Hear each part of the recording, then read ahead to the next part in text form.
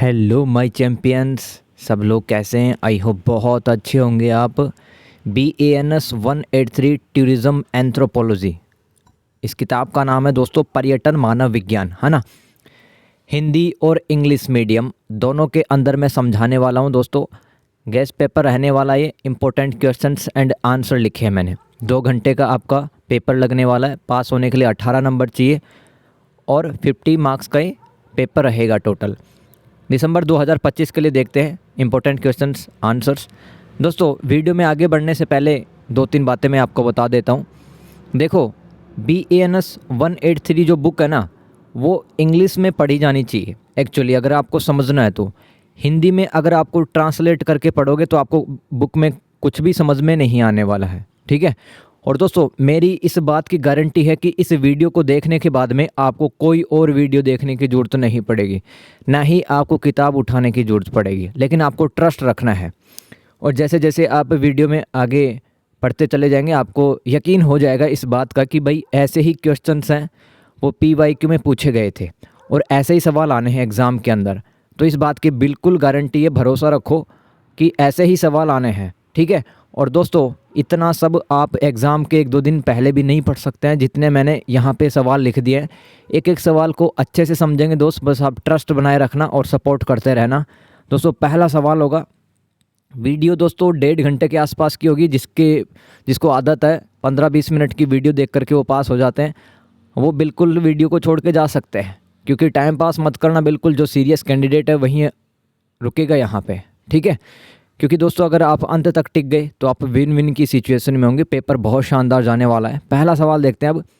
नरवंश विज्ञान और पर्यटन पर एक नोट लिखिए। Right a note on ethnography and tourism. दोस्तों सबसे पहले तो ऐसे सवाल आते हैं, यहाँ पर आपको कीवर्ड देखने। कीवर्ड है यहाँ पे नरवंश विज्ञान या एथनोग्राफी, इसका डेफिनेशन लिख दो। और फिर पर्यटन यानी कि टूरिज़्म के साथ में इसका क्या रिलेशनशिप है वो लिख दो। देखो नरवंश विज्ञान क्या होता है हिंदी में पढ़ूंगा सबसे पहले, फिर इंग्लिश में, है ना। तो दोस्तों नरवंश विज्ञान, इसको इंग्लिश में कहते हैं एथनोग्राफी। ये क्या है? ये एंथ्रोपोलॉजी या सोशियोलॉजी में एक रिसर्च का मेथड है भाई। ये नरवंश विज्ञान एक गुणात्मक अनुसंधान विधि है जो किसी विशेष मानव समाज, संस्कृति या समुदाय यानी कि कम्युनिटी का गहन यानी कि बहुत अच्छे से गहराई में जा कर के और वर्णनात्मक अध्ययन करती है। यानी कि जो एथनोग्राफी है ना, वो दोस्तों एंथ्रोपोलॉजी और जो सोशियोलॉजी होती है ना, जो मानव विज्ञान और समाज शास्त्र जो होते हैं सब्जेक्ट, है ना, उसके अंदर एक तरीका होता है। उस तरीके की सहायता से हम किसी भी ह्यूमन सोसाइटी, किसी भी ह्यूमन कल्चर और कम्युनिटी का अध्ययन करते हैं, स्टडी करते हैं, जिसमें शोधकर्ता जो रिसर्चर होता है स्वयं उस समुदाय में रह करके अवलोकन करता, ऑब्जर्व करता है, उस कम्युनिटी में रह करके साक्षात्कार यानी कि इंटरव्यू लेता है और भागीदारी के माध्यम से यानी कि उनके बीच में रहता है। जैसे कि आपको किसी गांव का कल्चर समझना हो तो गांव में 5-6 दिन बिता के आएंगे, आप पार्टिसिपेट करेंगे वहाँ पे, जो मेले लगते हैं, त्यौहार होते हैं, है ना।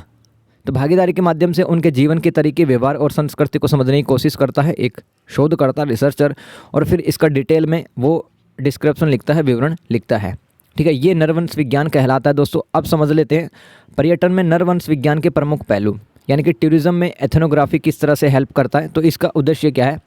पर्यटन को केवल एक बाहरी पर्यवेक्षक के बजाय इसमें शामिल लोग जितने भी होते हैं, देखो टूरिज्म यानी कि पर्यटन के अंदर कौन कौन शामिल होता है? पर्यटक होते हैं, मेज़बान होते हैं, मेज़बान यानी कि जो पर्यटकों को स्वागत सत्कार करते हैं, होस्ट जिसको अपन बोलते हैं, गाइड और योजनाकार के दृष्टिकोण से समझना है, जिसमें शोध समूह द्वारा परिभाषित प्रासंगिक श्रेणियों और प्रश्नों पर ध्यान केंद्रित किया जाता है।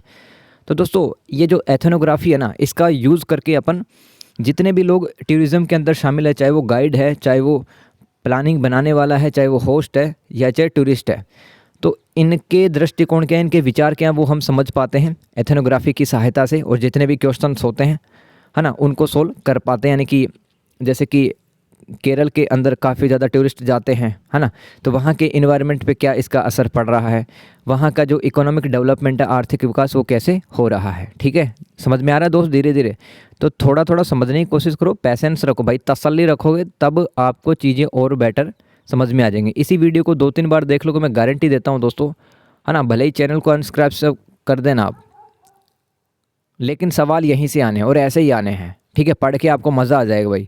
इसमें भाषाओं, रीति रिवाजों और सामाजिक संरचना को सीधी तौर पर सीखने के लिए किसी समुदाय या संदर्भ में दीर्घकालिक रूप से शामिल होना शामिल है, जिसमें अक्सर सहभागी अवलोकन जैसी विधियों का उपयोग भी किया जा सकता है।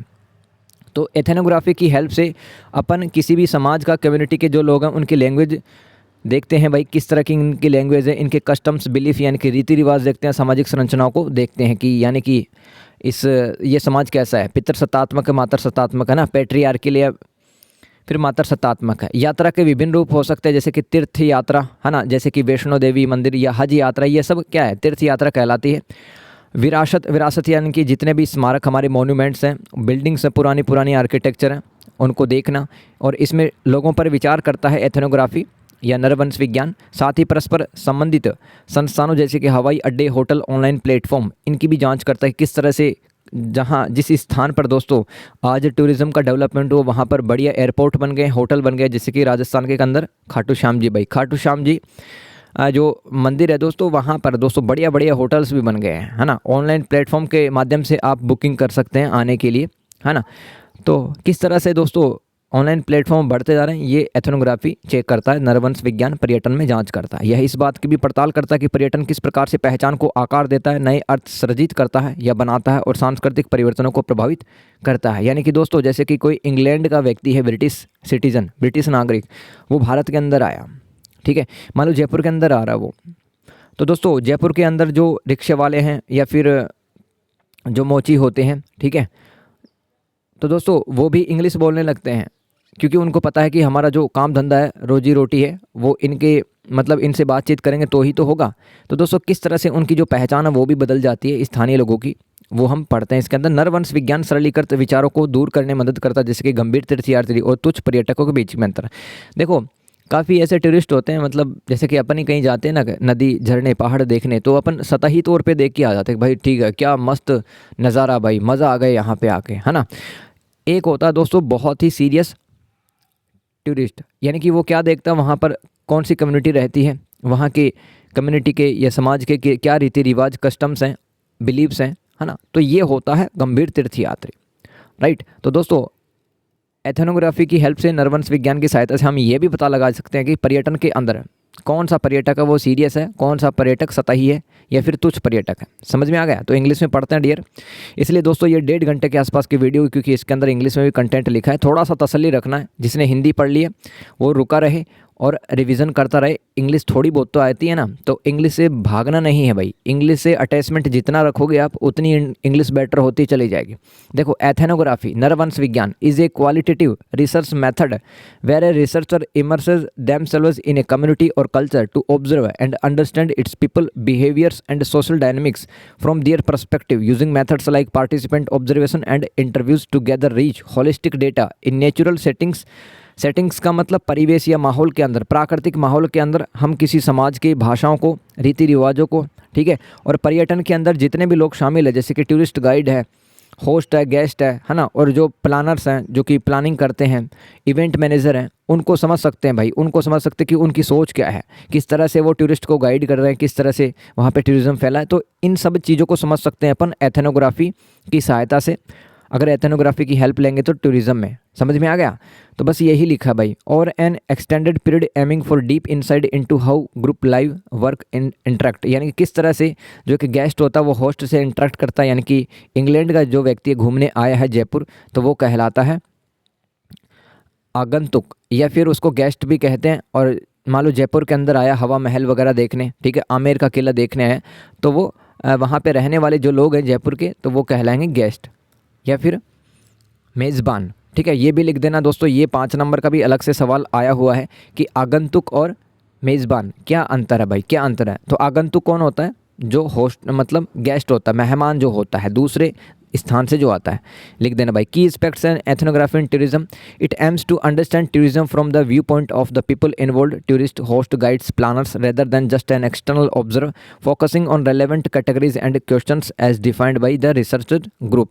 तो दोस्तों मतलब अगर एथनोग्राफी को अपन इम्प्लीमेंट करते हैं, लागू करते हैं टूरिज़्म के अंदर, तो हम समझ पाएंगे कि एक टूरिस्ट किस तरह से स्थानीय समुदाय को, लोकल कल्चर को देखता है, और एक जो मेज़बान होता है, होस्ट होता है, वो किस तरह से गाइड करता है और किस तरह से उसकी संस्कृति प्रभावित हो रही है, ये सब देखते हैं।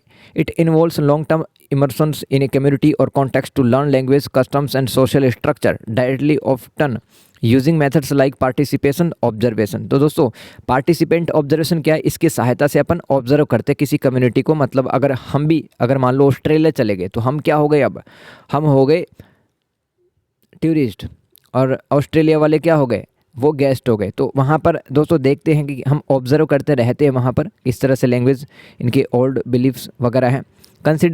It considers various forms of travel, जैसे कि पिलग्रिमेज मतलब जैसे कि वैष्णो देवी माता मंदिर है, ठीक है, कामाख्या माता मंदिर है, या फिर हज यात्रा है, या फिर जो अमृतसर का गोल्डन टेम्पल है, ये सब पिलग्रिमेज होते हैं। और हेरिटेज भी साइट्स हैं दोस्तों। एंड एक्टर्स एग्जामाइनिंग और lapping institutions, airport, hotels, online platforms and spaces. तो दोस्तों एथनोग्राफी क्या चेक करता है, वो एयरपोर्ट, होटल्स का, ऑनलाइन प्लेटफॉर्म का कैसा डेवलपमेंट हो रहा है वो भी चेक करता है। It explores how tourism shapes identities, यानी कि किस तरह से पहचान है वो बनती है लोगों की। मतलब लोग हैं कपड़े पहनने लगते हैं भाई, अंग्रेजों जैसी भाषा बोलने लगते, तो उनकी आइडेंटिटी है वो चेंज होती है समय के साथ में। It creates new meanings and influences cultural transformations including madness of attractions. अब दोस्तों जैसे कि राजस्थान के अंदर पशुओं का मेला लगता है, जानवरों का मेला लगता है, जिसके अंदर ऊँट, घोड़े वगैरह सब आते हैं। दोस्तों राजस्थान के अंदर जो पुष्कर मेला लगता है ना, वहाँ पे मैं लिटरली बताता हूँ आपको, कुछ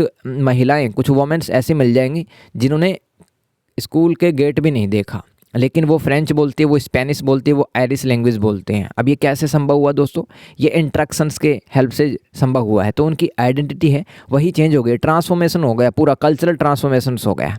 ethnography help dismantle simplistic view such as the contrast between serious pilgrimage and frivolous tourist, यानी कि हमें डिफरेंट समझ में आता है कौन सा है सीरियस टूरिस्ट है, कौन सा है फ्रीवुलस टूरिस्ट, यानी कि जो सतही लेवल पे देखता है, जो सिर्फ घूमने मजे करने के लिए आया, उसको कहते हैं फ्रीवुलस टूरिस्ट, है ना। क्वेश्चन नंबर 2, आई होप दोस्तों थोड़ा बहुत समझ में आ रहा होगा, थोड़ा सा इत्मीनान तसल्ली रखें और ज़्यादा समझ में आ जाएंगी चीज़ें। मानव विज्ञान का अर्थ बताइए, दूसरा सवाल है दोस्तों 10 नंबर का, क्योंकि 50 नंबर के सवाल आते हैं टोटल। मानव शास्त्रीय दृष्टि से पर्यटन के अध्ययन पे चर्चा करें। देखो मानव विज्ञान यानी कि एंथ्रोपोलॉजी, अभी तो एथनोग्राफी पढ़ा था। एथनोग्राफी तो एक रिसर्च मेथड होता है, शोध करने का एक तरीका होता है एंथ्रोपोलॉजी के अंदर, है ना। तो अब एंथ्रोपोलॉजी के बारे में बताओ भाई। और मानवीय शास्त्रीय दृष्टि से, यानी कि दोस्तों अगर आप एंथ्रोपोलॉजिस्ट हो तो किस तरह से टूरिज़्म को देखते हैं, किस तरह से किसी कम्युनिटी के जो लैंग्वेज, उनके बिलीफ्स वगैरह, उनको कैसे देखते हैं भाई। तो पर्यटन, मानव विज्ञान पर्यटन का एक अध्ययन का एक सांस्कृतिक घटना के रूप में वर्णन करता है, जहाँ पर जो पर्यटक होते हैं और मेज़बान समुदाय के बीच अंतःक्रिया यानी कि बातचीत वगैरह। जैसे कि पर्यटक आया, वो मेज़बान यानी कि जहाँ पे वो ठहरता है ना, जो होस्ट होता है, जैसे कि अपन होस्ट होते हैं, ब्रिटेन के नागरिक यहाँ पे आते हैं तो हम होस्ट हो गए, मेज़बान समुदाय हो गए, तो हम बातचीत करते हैं, ये अंतःक्रिया कहलाती है।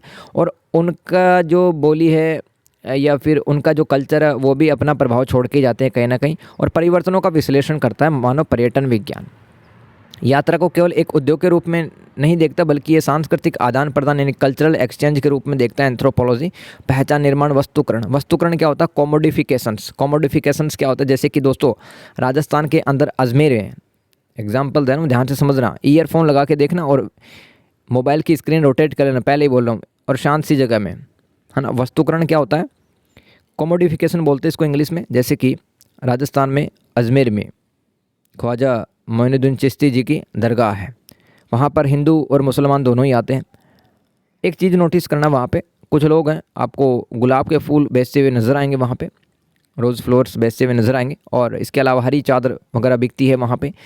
और ऐसे ही दोस्तों आप कोई भी मंदिर देख लें, है ना, वैष्णो माता मंदिर देखें तो उसके बाहर भी कुछ दुकानें होती हैं जहाँ पर ये जो धार्मिक प्रतीक चिन्ह है वो सब मिलते हैं, रिलीजियस जो साइंस होते हैं वो मिलते हैं, है ना, मूर्तियाँ वगैरह मिलती हैं, माता की तस्वीर मिलती है। तो ये क्या हो गया दोस्तों, हम तो देखने आए थे भगवान को, है ना, हम तो महसूस करने आए थे खुदा को, लेकिन वहाँ पर तो कुछ लोग वस्तुएं बेच रहे हैं, तो उस चीज़ को अपन क्या कहते हैं, वस्तुकरण कहते हैं, वस्तुकरण, ठीक है। और सामाजिक परिवर्तन को एक समग्र मानवीय परिप्रेक्ष्य से समझने के लिए परिप्रेक्ष्य यानी कि नज़रिया होता है कि एक इंसान पर्यटनों को कैसे समझता है, तो इस हिसाब से मानव विज्ञान है वो हमारी हेल्प करेगा इस बात पर ये ध्यान केंद्रित करते हुए कि लोग इन यात्राओं का अनुभव कैसे करते हैं, उन्हें कैसे आकार देते हैं। तो मानव विज्ञान के अंदर हम क्या पढ़ते हैं, मानव विज्ञान टूरिज्म एंथ्रोपोलॉजी के अंदर हम क्या पढ़ते हैं कि लोग हैं वो, जैसे कि जयपुर घूमने कोई आया है भाई, जयपुर, जैसलमेर, जोधपुर, इन जगहों को जब देखेगा वो क्या फ़ील करेगा, घर जब जाएगा तो फिर यादों में खो जाएगा कि मैं जयपुर जैसलमेर घूम के आया था, मज़ा आ गया भाई, है ना। तो दोस्तों ये था भाई इसका डेफिनेशन। आगे बात करते हैं। देखो मानवीय शास्त्रीय दृष्टिकोण से कैसे अपन अध्ययन कर सकते हैं, यह इस बात की पड़ताल करता है जैसे कि आप एंथ्रोपोलॉजिस्ट हो, मानव विज्ञानी हो आप, तो पर्यटन को कैसे देखोगे, तो इसी का आंसर लिखा है दोस्त, ठीक है। तो यह इस बात की पड़ताल करता है कि साझा प्रथाओं यानी कि जो कॉमन रीति रिवाज होते हैं, भाषाओं और वस्तुओं जैसे कि स्मृति चिन्ह के माध्यम से संस्कृति कैसे मिलती हैं, एक दूसरे को कैसे प्रभावित करती हैं और एक दूसरे को कैसे बदल देती हैं। तो देखो थोड़ा सा मतलब यहाँ पे समझने की कोशिश करना आप कि काफ़ी बार क्या होता है कि मतलब जैसे कि मैं जैसलमेर का एग्जांपल दे रहा हूँ, वहाँ पे आसपास में छोटे छोटे लोकल कल्चर हैं, लेकिन ग्लोबलाइजेशन के वर्ल्ड में क्या हो रहा है कि वो छोटे छोटे कल्चर है ना, वो एक ही कल्चर बन जा रहे हैं आजकल, है ना। सारे लोग एक जैसी लैंग्वेज बोलने लगे हैं, हिंदी या फ्रेंच या फिर इंग्लिश लैंग्वेज बोलने लगे हैं, और वस्तुएं पे वैसे ही बेचते हैं जो कमोडिटी होती है। मतलब कोई विदेशी पर्यटक आया तो वहाँ पर वस्तुएं भी सेम सी बेची जा रही हैं, सेम सी भाषा बोलते हैं, सेम से कपड़े पहनते हैं। तो हो क्या रहा है, मानव अगर विज्ञानी है तो ये भी समझते हैं कि संस्कृतियों का मतलब कैसे मिलन हो रहा है ना, छोटी छोटी संस्कृतियाँ कैसे मिल जाती हैं। यह अध्ययन इस बात की पड़ताल करता है कैसे स्थानीय परंपराओं, रीति रिवाजों और विरासत को पर्यटन उत्पादों के रूप में पैक करके बेचा जाता है। तो बताया ना यार, देखो दरगाह के सामने क्या क्या बिकता है भाई, है ना। हरी चादर बिकती है, कुछ धागे वगैरह मन्नत के धागे मिलते हैं, और जो गुलाब के फूल है वो भी मिलते हैं। तो कुछ बेचा जा रहा है लोगों के द्वारा। ये क्या कहलाता है, ये क्या कहलाता है, वस्तुकरण। तो आप लिख सकते हैं धार्मिक स्थानों पर ये वस्तुकरण बढ़ता जा रहा है। तो इसकी भी जांच कौन करता है, मानव विज्ञानी करता है। इसके अलावा पर्यटकों द्वारा प्रामाणिक अनुभवों की खोज अक्सर स्थानीय संस्कृति में बदलाव लेके आती है। प्रामाणिक अनुभव क्या होता है, बहुत इंपॉर्टेंट सवाल है। ऑथेंटिकेटेड एक्सपीरियंस, जैसे कि किसी गांव के अंदर आप रह के आए, देखो एक तो मान लो ताजमहल दूर दूर से देख लिया आपने, समझ लिया भाई ताजमहल है, ठीक है। लेकिन अगर आपको डीपर अंडरस्टैंडिंग करनी है किसी भी कम्युनिटी का, किसी भी सोशल जो ट्राइबल्स जनजातीय समूह होते, तो आप उनके बीच रह के आते हैं, उनके उत्सव त्यौहार में, यानी कि उनके जो फेस्टिवल्स होते हैं, है ना, वो देखते हैं 4-5-10 दिन रह करके। तो आप वहाँ पे प्रामाणिक अनुभव प्राप्त करते हैं, ठीक है। यह इस बात की पड़ताल करता है कि पर्यटन किस प्रकार के मेज़बानों जैसे कि पर्यटकों के कलाकार बनना और आगंतुकों दोनों की पहचान को आकार देता है। अब दोस्तों अपना पेट पालने के लिए कुछ लोग हैं वो डांस करते हैं, पेंटिंग वगैरह बनाने लगते हैं, ठीक है, गाना गाने लगते हैं, तो उनकी पहचान ही बदल जाती है पर्यटन के कारण। समझ में आ रहा। इसमें मेज़बान समाजों पर, यानी कि अगर मेहमान जिस समाज में आता है वहाँ पर वो मेज़बान समाज कहलाता है। तो मेज़बान समाज जो कि होस्ट सोसाइटी होता है, उस पर पड़ने वाले प्रभावों का विश्लेषण एनालिसिस किया जाता है, जिसमें सत्ता की गतिशीलता, आर्थिक लाभ, लिंग भूमिकाएं और सामाजिक स्तरीकरण भी शामिल है। एक एक चीज़ बताऊंगा यार, है ना, कहीं पे जाने की जरूरत नहीं, इसी वीडियो में पूरा सॉल्यूशन मिलेगा। वन स्टॉप वीडियो है। सत्ता की गतिशीलता का मतलब है कि किसी समाज में किसके पास में ज़्यादा पावर है, ये पता लगाते हैं मानव विज्ञानी। आर्थिक लाभ यहाँ नहीं है, जिसके पास में बड़े बड़े होटल, जैसे कि राजस्थान में जो खाटू श्याम जी का मंदिर है, सालासर मंदिर है, वहाँ पर दोस्तों कौन कमाई कर रहा है, जिसके बड़े बड़े होटल्स हैं वही तो कमाई कर रहे हैं, है ना। तो आर्थिक लाभों में भी असमानता हो जाती है काफ़ी बार। इकोनॉमिक प्रॉफिट है वो अलग अलग हो जाता है लोगों का। अब गरीब लोग कितना कमाएगा। लिंग भूमिका, यानी कि दोस्तों पर्यटन के कारण कुछ महिलाएं हैं वो हाशिए पे जा सकते हैं, डिप्राइव्ड हो सकती हैं। आदमी ज़्यादा कमा सकता है पर्यटन के कारण, क्योंकि वही टेम्पो चलाता है, वही जूते पॉलिश वगैरह कर रहा है, उसी के होटल्स हैं। महिलाओं को तो कम लाभ मिलता है, ठीक है। ये लिंग भूमिकाएँ हो जाएंगी। और सामाजिक स्तरीकरण, सोशल स्ट्रेटिफिकेशन क्या होता है, समाज के अंदर अलग अलग स्तर बन जाते हैं, एक स्तर के लोगों को ज़्यादा फायदा मिलता है। तो ये सब कौन देखता है, मानव विज्ञानी। यह आगंतुकों यानी कि जो टूरिस्ट होते हैं और स्थानीय लोगों के बीच होने वाली मुलाकातों में जटिल संबंध और बातचीत और शक्ति असंतुलन पर ध्यान केंद्रित करता है। यह अर्थशास्त्र से परे जा करके यह समझने का प्रयास करता है कि लोग यात्रा क्यों करते हैं, वे अपनी यात्राओं को क्या अर्थ देते हैं, और ये प्रेरणाएं पर्यटन को कैसे बढ़ावा देती है। इसका मतलब ये जो यात्राएं हैं दोस्तों, जो मतलब ट्रेवल करते हैं लोग, किस तरह से मतलब मोटिवेट होते हैं लोग, ये समझने की कोशिश करते हैं। जैसे कि आपने समझा कि यार अंडमान निकोबार उसका क्लाइमेट अच्छा है ना, वो सेफ़ जगह भी है। तो दोस्तों आप पहले तो काल्पनिक यात्राओं में खो जाते हैं, कल्पित यात्रा इमेजरी ट्रैवल एक्सपीरियंस उसको कह सकते हैं। ये सवाल मैंने डाला हुआ और ये 10 नंबर में आया हुआ सवाल। कल्पित यात्रा किसे कहते हैं? इमेजिन्ड जो जर्नी होती है वो किसे कहते हैं? समझ में आ रहा है? तो 10 नंबर का सवाल 10 नंबर का सवाल है, ये डाला हुआ है, तो वो भी पढ़ लेना आप। देखो इसके अध्ययन के उदाहरण क्या है? किसी पवित्र स्थल पर तीर्थयात्रियों के प्रेरणा और अनुष्ठानों का अध्ययन करना, जैसे कि धार्मिक पर्यटन, और यह विश्लेषण करना कि किसी दूरस्थ गांव में, यानी कि दूर के गांव में, वहाँ का जो आर्ट है, क्राफ्ट है, वो कैसा है और वो लोग कुछ कुछ बेच रहे हैं। जैसे कि अब दोस्तों कहीं पर भी घूमने जाते हैं, वहाँ पर लकड़ी के खिलौने वगैरह, है ना, चटाई, अचार वगैरह भी लोग बेचने लग जाते हैं। तो ये भी आप समझते हैं किस तरह से परिवर्तन आया। तो टूरिज्म एंथ्रोपोलॉजी क्या है दोस्त? It studies tourism as a cultural phenomenon analysing the interactions, impact and transformations between tourist को अपन विजिटर बोलते हैं, and host communities, viewing travel not just as an industry but as a lens for understanding cultural exchange, identity formation, commodifications and social change from a holistic human perspective। यानी कि अपन एक नए तरीके से, नए अर्थों के साथ में, नए मतलब के साथ में हम देखते हैं टूरिज़्म को, है ना, और ये देखते हैं कि किस तरह से इस खास पर्टिकुलर सोसाइटी के अंदर सोशल चेंज आ रहा है। यहाँ पर आइडेंटिटी फॉर्मेशन हो रहा है लोगों का, मतलब लोग डांस कर रहे हैं, पेंटिंग बना रहे हैं, सिंगिंग कर रहे हैं टूरिस्ट को अट्रैक्ट करने के लिए। Focusing on how people experience and shape these journeys. It examines how culturals meet, influence and sometimes change each other through shared practices, language and objects. It investigates how local traditions, rituals and heritage are packaged and sold as tourism product। यानी कि कहीं पर घूमने जाते हैं तो कुछ commodity है, कुछ वस्तुएं हैं, लोग बेचते हुए नज़र आते हैं, खिलौने वगैरह ये सब। And tourist pursuit of authentic experience often leading to altered local cultures. Authentic experience अभी मैंने आपको बताया है कि वास्तव में जो आप डीपर अंडरस्टैंडिंग करना चाहते हो उसके लिए ऑथेंटिकेट आपको एक्सपीरियंस लेना पड़ेगा, किसी भी जगह पे आके 4-5 दिन तो रुकना ही पड़ेगा। It explores how tourism shapes, यानी कि जो टूरिज्म एंथ्रोपोलॉजी है, एक्सप्लोर करती है how tourism shapes the identities of both host, becoming performers for tourist and visitors. It analyses effects on host society including power dynamics, economic benefits, gender roles and social stratification. ये सब मतलब मैंने आपको बता दिया था। It focuses on the complex relationship, negotiations and power imbalance in the encounter between visitors and local. It goes beyond economic to understand why people travel.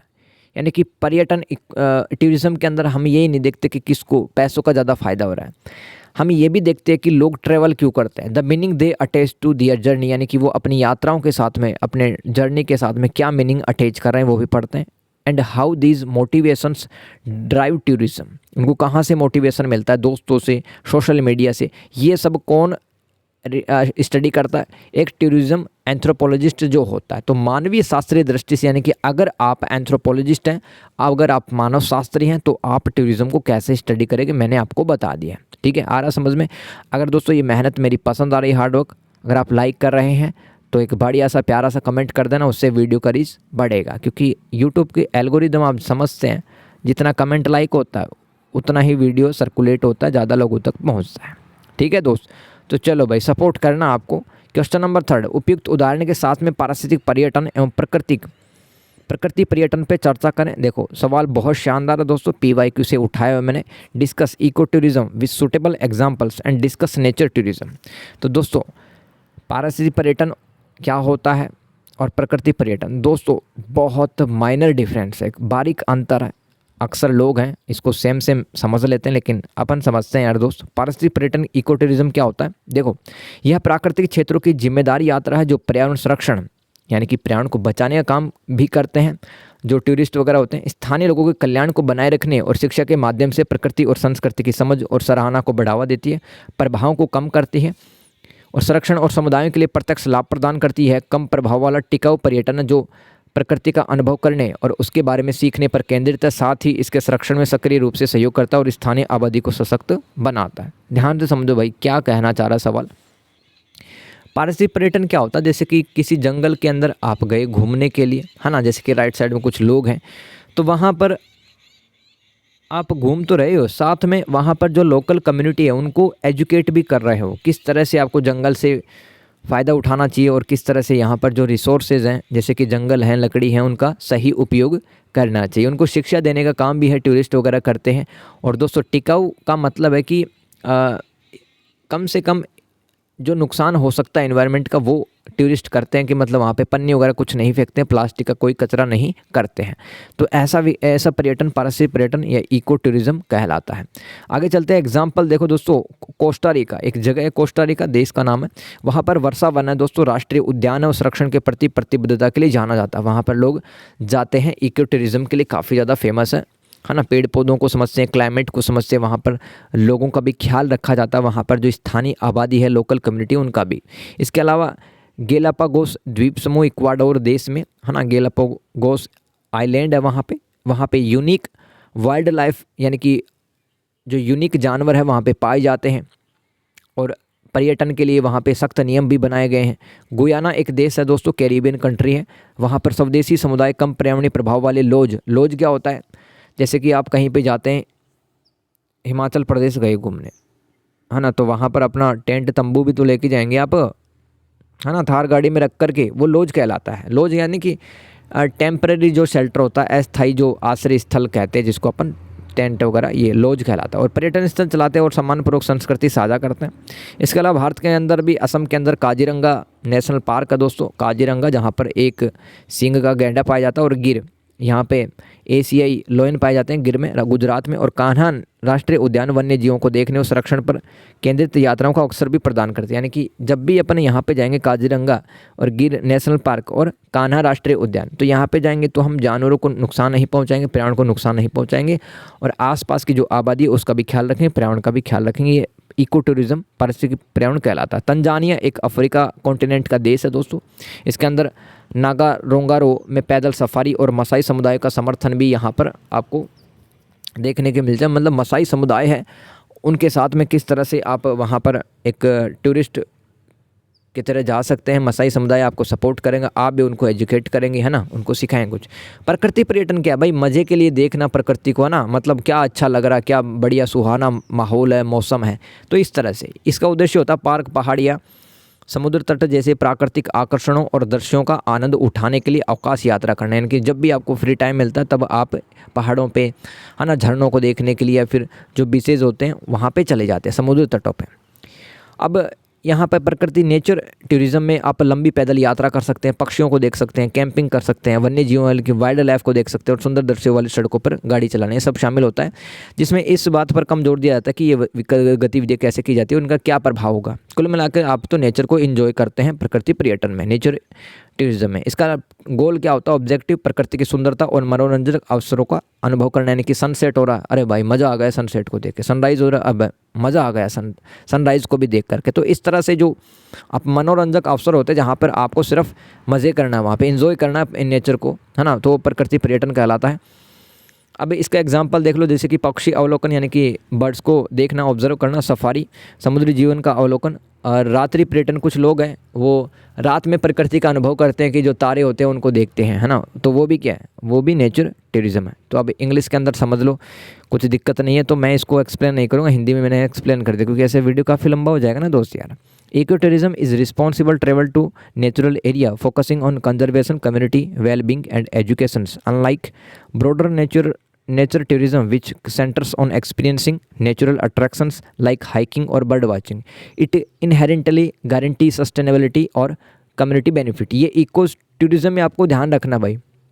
देखो, eco tourism और नेचर टूरिज्म में एक ही अंतर होता है। इको टूरिज्म में आप communities का भी ध्यान रखते हैं, इन्वायरमेंट का भी आप ध्यान रखते हो, नेचर को तो एंजॉय करते ही हैं, लेकिन नेचर टूरिज्म में तो सिर्फ नेचर को एंजॉय करते, बाकी आपको कोई मतलब नहीं रहता। आप कैसी कम्युनिटी है वहाँ पर, कैसे रीति रिवाज है उनके, और आप मतलब इन्वायरमेंट का भी खास ख्याल नहीं रखते हैं नेचर इन्वायरमेंट में, नेचर टूरिज्म में, सॉरी। इसके एग्जांपल देख लो इको टूरिज्म के, जैसे कि Costa Rica known for rain forest, national parks and commitment to conservations. Galapagos island दोस्तों इक्वाडोर कंट्री के अंदर इस लोकेटेड है। यहाँ पे स्ट्रिक्ट रूल्स बनाए गए हैं for eco friendly tourism to protect unique wildlife. और गुयाना एक कैरिबियन कंट्री, यहाँ पर इंडिजीनियस जो कम्युनिटीज़ हैं, है ना, इंडिजिनस कम्युनिटी, उनके साथ में मिलकर के आप टूरिज़्म का लुत्फ़ उठा सकते हैं। और गुयाना के अंदर आप जब जाएंगे तो यहाँ पर पीसफुली रहेंगे और कल्चर को भी इंजॉय करेंगे। आगे चलते हैं। इंडिया में Kaziranga Gir national park, Kanha national parks offer wildlife viewing and conservation focus trips. Tanzania walking safari in Ngorongoro supporting Maasai communities. Nature tourism क्या होता है भाई, ये मैं बता चुका हूँ। It focus leisure travels to enjoy natural attractions and scenery such as parks, mountains और बीचेस। तो ये नेचर टूरिज्म है। जैसे कि राइट साइड में आप फोटो में देख सकते हैं कि जो लड़की है ये बस एंजॉय कर रही है, ठीक है, नेचर को देख रही है। इसमें एक्टिविटी क्या हो सकती है, हाइकिंग हो सकती है, बर्ड वाचिंग हो सकती है, कैंपेनिंग, वाइल्ड लाइफ व्यूइंग हो सकते हैं और सीनिक ड्राइव्स हो सकते हैं with less emphasis on how और इम्पैक्ट। गोल क्या होता है, experiencing nature's beauty and recreational opportunities. देखो वाइल्ड लाइफ टूरिज्म इसका एग्जाम्पल हो जाएगा, जैसे कि bird watching, safari, marine life observation. और एक होता है नॉक्टो टूरिज्म, जिसका मतलब अपन अंधेरे के अंदर तारों वगैरह को देखते हैं तो उसको कहते हैं स्टार गेजिंग, है ना। तो ये सब एग्जाम्पल हो जाएंगे नेचर टूरिज्म के। आगे चलते क्वेश्चन नंबर 4, बढ़िया सवाल है। धार्मिक स्थलों और प्राकृतिक उद्यानों के वाणिज्यकरण पर विचार कीजिए। इंग्लिश में पढ़ लो। अगर दोस्तों मैं कह रहा हूँ ना, ये जो हिंदी की किताब बनाई गई ना, इसको ट्रांसलेट किया गया और अच्छे से ट्रांसलेशन नहीं है इसका, क्योंकि ये समझ में नहीं आता। मैंने 2-3 बार पढ़ने की कोशिश करी, मुझे खास समझ में नहीं आया इस किताब को देख करके। लेकिन जो मेन टॉपिक है वो मैंने हेडिंग लिखी है और उनके बारे में रिसर्च किया और फिर आपके सामने मैं रिप्रेजेंट कर रहा हूँ। और आप देख रहे हो मैं कैसा पढ़ा रहा हूँ। Deliberate on the commodifications of religious sites and nature parks with suitable example. देखो क्या होता है कि ये मैं पहले ही बता चुका हूँ, कोई भी धार्मिक स्थल होता है जैसे कि वैष्णो माता मंदिर है, या कोई भी टेम्पल हो गया, कोई गुरुद्वारा हो गया, ठीक है, और या फिर कोई मतलब दरगाह हो गई, जैसे कि दिल्ली के अंदर निज़ामुद्दीन औलिया जी की दरगाह है और ऐसे राजस्थान में अजमेर में ख्वाजा मोइनुद्दीन चिश्ती की दरगाह है। तो वहाँ पर फूल बिकते हैं, कुछ प्रतीक चिन्ह हो सकते हैं, सिंबल्स हो सकते हैं, कुछ मूर्तियाँ वगैरह हो सकती हैं, है ना, और चादर वगैरह हो सकती हैं जो भी अपन घर लेके आ जाते हैं। जैसे कि वैष्णो देवी माता मंदिर के सामने चुनरियाँ बिकती हैं, चुनरी बिकती है ना माता जी की। तो दोस्तों ये सब क्या है, धार्मिक स्थल का कमोडिफिकेशन है, वस्तुकरण है। तो परिभाषा आप जाने गए तो पवित्र स्थानों, अनुष्ठानों और प्रतीकों को खरीद फरोख्त की वस्तुओं में परिवर्तित करने की प्रक्रिया, जिसमें आध्यात्मिक भक्ति से ध्यान हटाकर आर्थिक लाभ पर केंद्रित किया जाता है। जो कि फूल बेच रहा है ना, जो कि माता की फ़ोटो बेच रहा है, भाई उसका जो मेन पर्पज़ है वो भक्ति में लीन थोड़ी होना है। अगर वो भक्ति में लीन होता तो फिर वो बेच क्यों रहा होता वस्तुओं को। आप थोड़ा सा दिमाग लगाओ। तो धार्मिक स्थलों में वाणिज्यकरण का सीधा सा मतलब है कि वहाँ पर एक खास जो पर्टिकुलर कम्युनिटी है वो सिर्फ पैसे कमाने पे ध्यान देती है। उदाहरण से मक्का में हज, तो यहाँ पे पारंपरिक समतावादी तीर्थ यात्रा, विलासितापूर्ण होटल, यानी कि मक्का के अंदर बहुत लग्जरियस होटल्स भी है, ब्रांडेड अनुभव आपको मिलेंगे और उच्च तकनीक सेवाओं के साथ रूपांतरित हो रही है। तो भाई ये जो मक्का है, जो हज यात्रा लोग करते हैं वो आध्यात्मिक अनुभव यानी कि स्पिरिचुअल एक्सपीरियंस को फील करने के लिए करते हैं, खुदा के करीब जाने के लिए यात्रा की जाती है। लेकिन अब बड़े बड़े होटल्स यहाँ पे खुल गए हैं, ठीक है, जिससे एक पर्यटक तीर्थयात्री बाजार का निर्माण हो रहा है और मूल आध्यात्मिक यात्रा का महत्व कम हो रहा है। भारतीय मंदिर देख लो, प्रार्थना के लिए भुगतान योजना, यानी कि कुछ मंदिरों में आपको VIP दर्शन सेवाएँ मिलेंगी जिसके लिए आपको पेमेंट करना पड़ेगा, है ना। भगवान को देखने के लिए पेमेंट करना पड़ता है, देख लो। अब धार्मिक कला करते हैं जैसे कि मूर्तियाँ, ताबीज, ये इनकी भी बिक्री होती है मंदिरों के सामने। और व्यवसायिक अर्थ अनुष्ठान भक्ति को, यानी कि वहाँ पर आपको अगर कुछ अनुष्ठान यज्ञ हवन करवाना है तो भी आपको कुछ पैसे देने पड़ेंगे, तो लेन देन होता, तो जिससे व्यवसायी तीर्थयात्रियों की आस्था से लाभ कमाते हैं। ये आप लिख सकते हो धार्मिक स्थलों के वस्तुकरण या वाणिज्यकरण में। आ रहा है दोस्त समझ में? चलो आगे चलते हैं। प्रकृति पार्क देख लो, इनका कैसे कमोडिफिकेशन हो रहा है। प्राकृतिक परिदृश्यों यानी कि जो नेचुरल सीनरीज होते हैं, जैसे कि राष्ट्रीय उद्यान, राष्ट्रीय अभ्यारण्य, है ना, नेशनल पार्क, नेशनल सेंचुरीज वगैरह, तो मनोरंजन के लिए पैकेज्ड मार्केटिंग और बेचे जाने वाले संसाधनों के रूप में मानना। यानी कि दोस्तों अगर आपको सरिस का अभ्यारण्य देखना है, ठीक है, सरिस का अभ्यारण्य कहाँ पे? राजस्थान के अलवर के अंदर है। तो दोस्तों यहाँ पर आपको काफ़ी कंपनियाँ ऐसी मिल जाएंगी जो कि आपको टूर एंड ट्रेवल्स का काम भी यहाँ पे करती हैं। तो उन सब ने क्या बना दिया है, इन प्राकृतिक परिदृश्यों को क्या बना दिया, मनोरंजन का एक साधन बना दिया है, जिसमें अक्सर संरक्षण या पारिस्थितिक अखंडता की तुलना में वित्तीय लाभ को प्राथमिकता दी जाती है। यानी कि इन्वायरमेंट को बाद में बचाना, लेकिन आप यात्रा सबसे पहले करो, ट्रेवल करो, आप नेचर को देखो, एंजॉय करो, यहाँ पे पैसे उड़ाओ, ठीक है।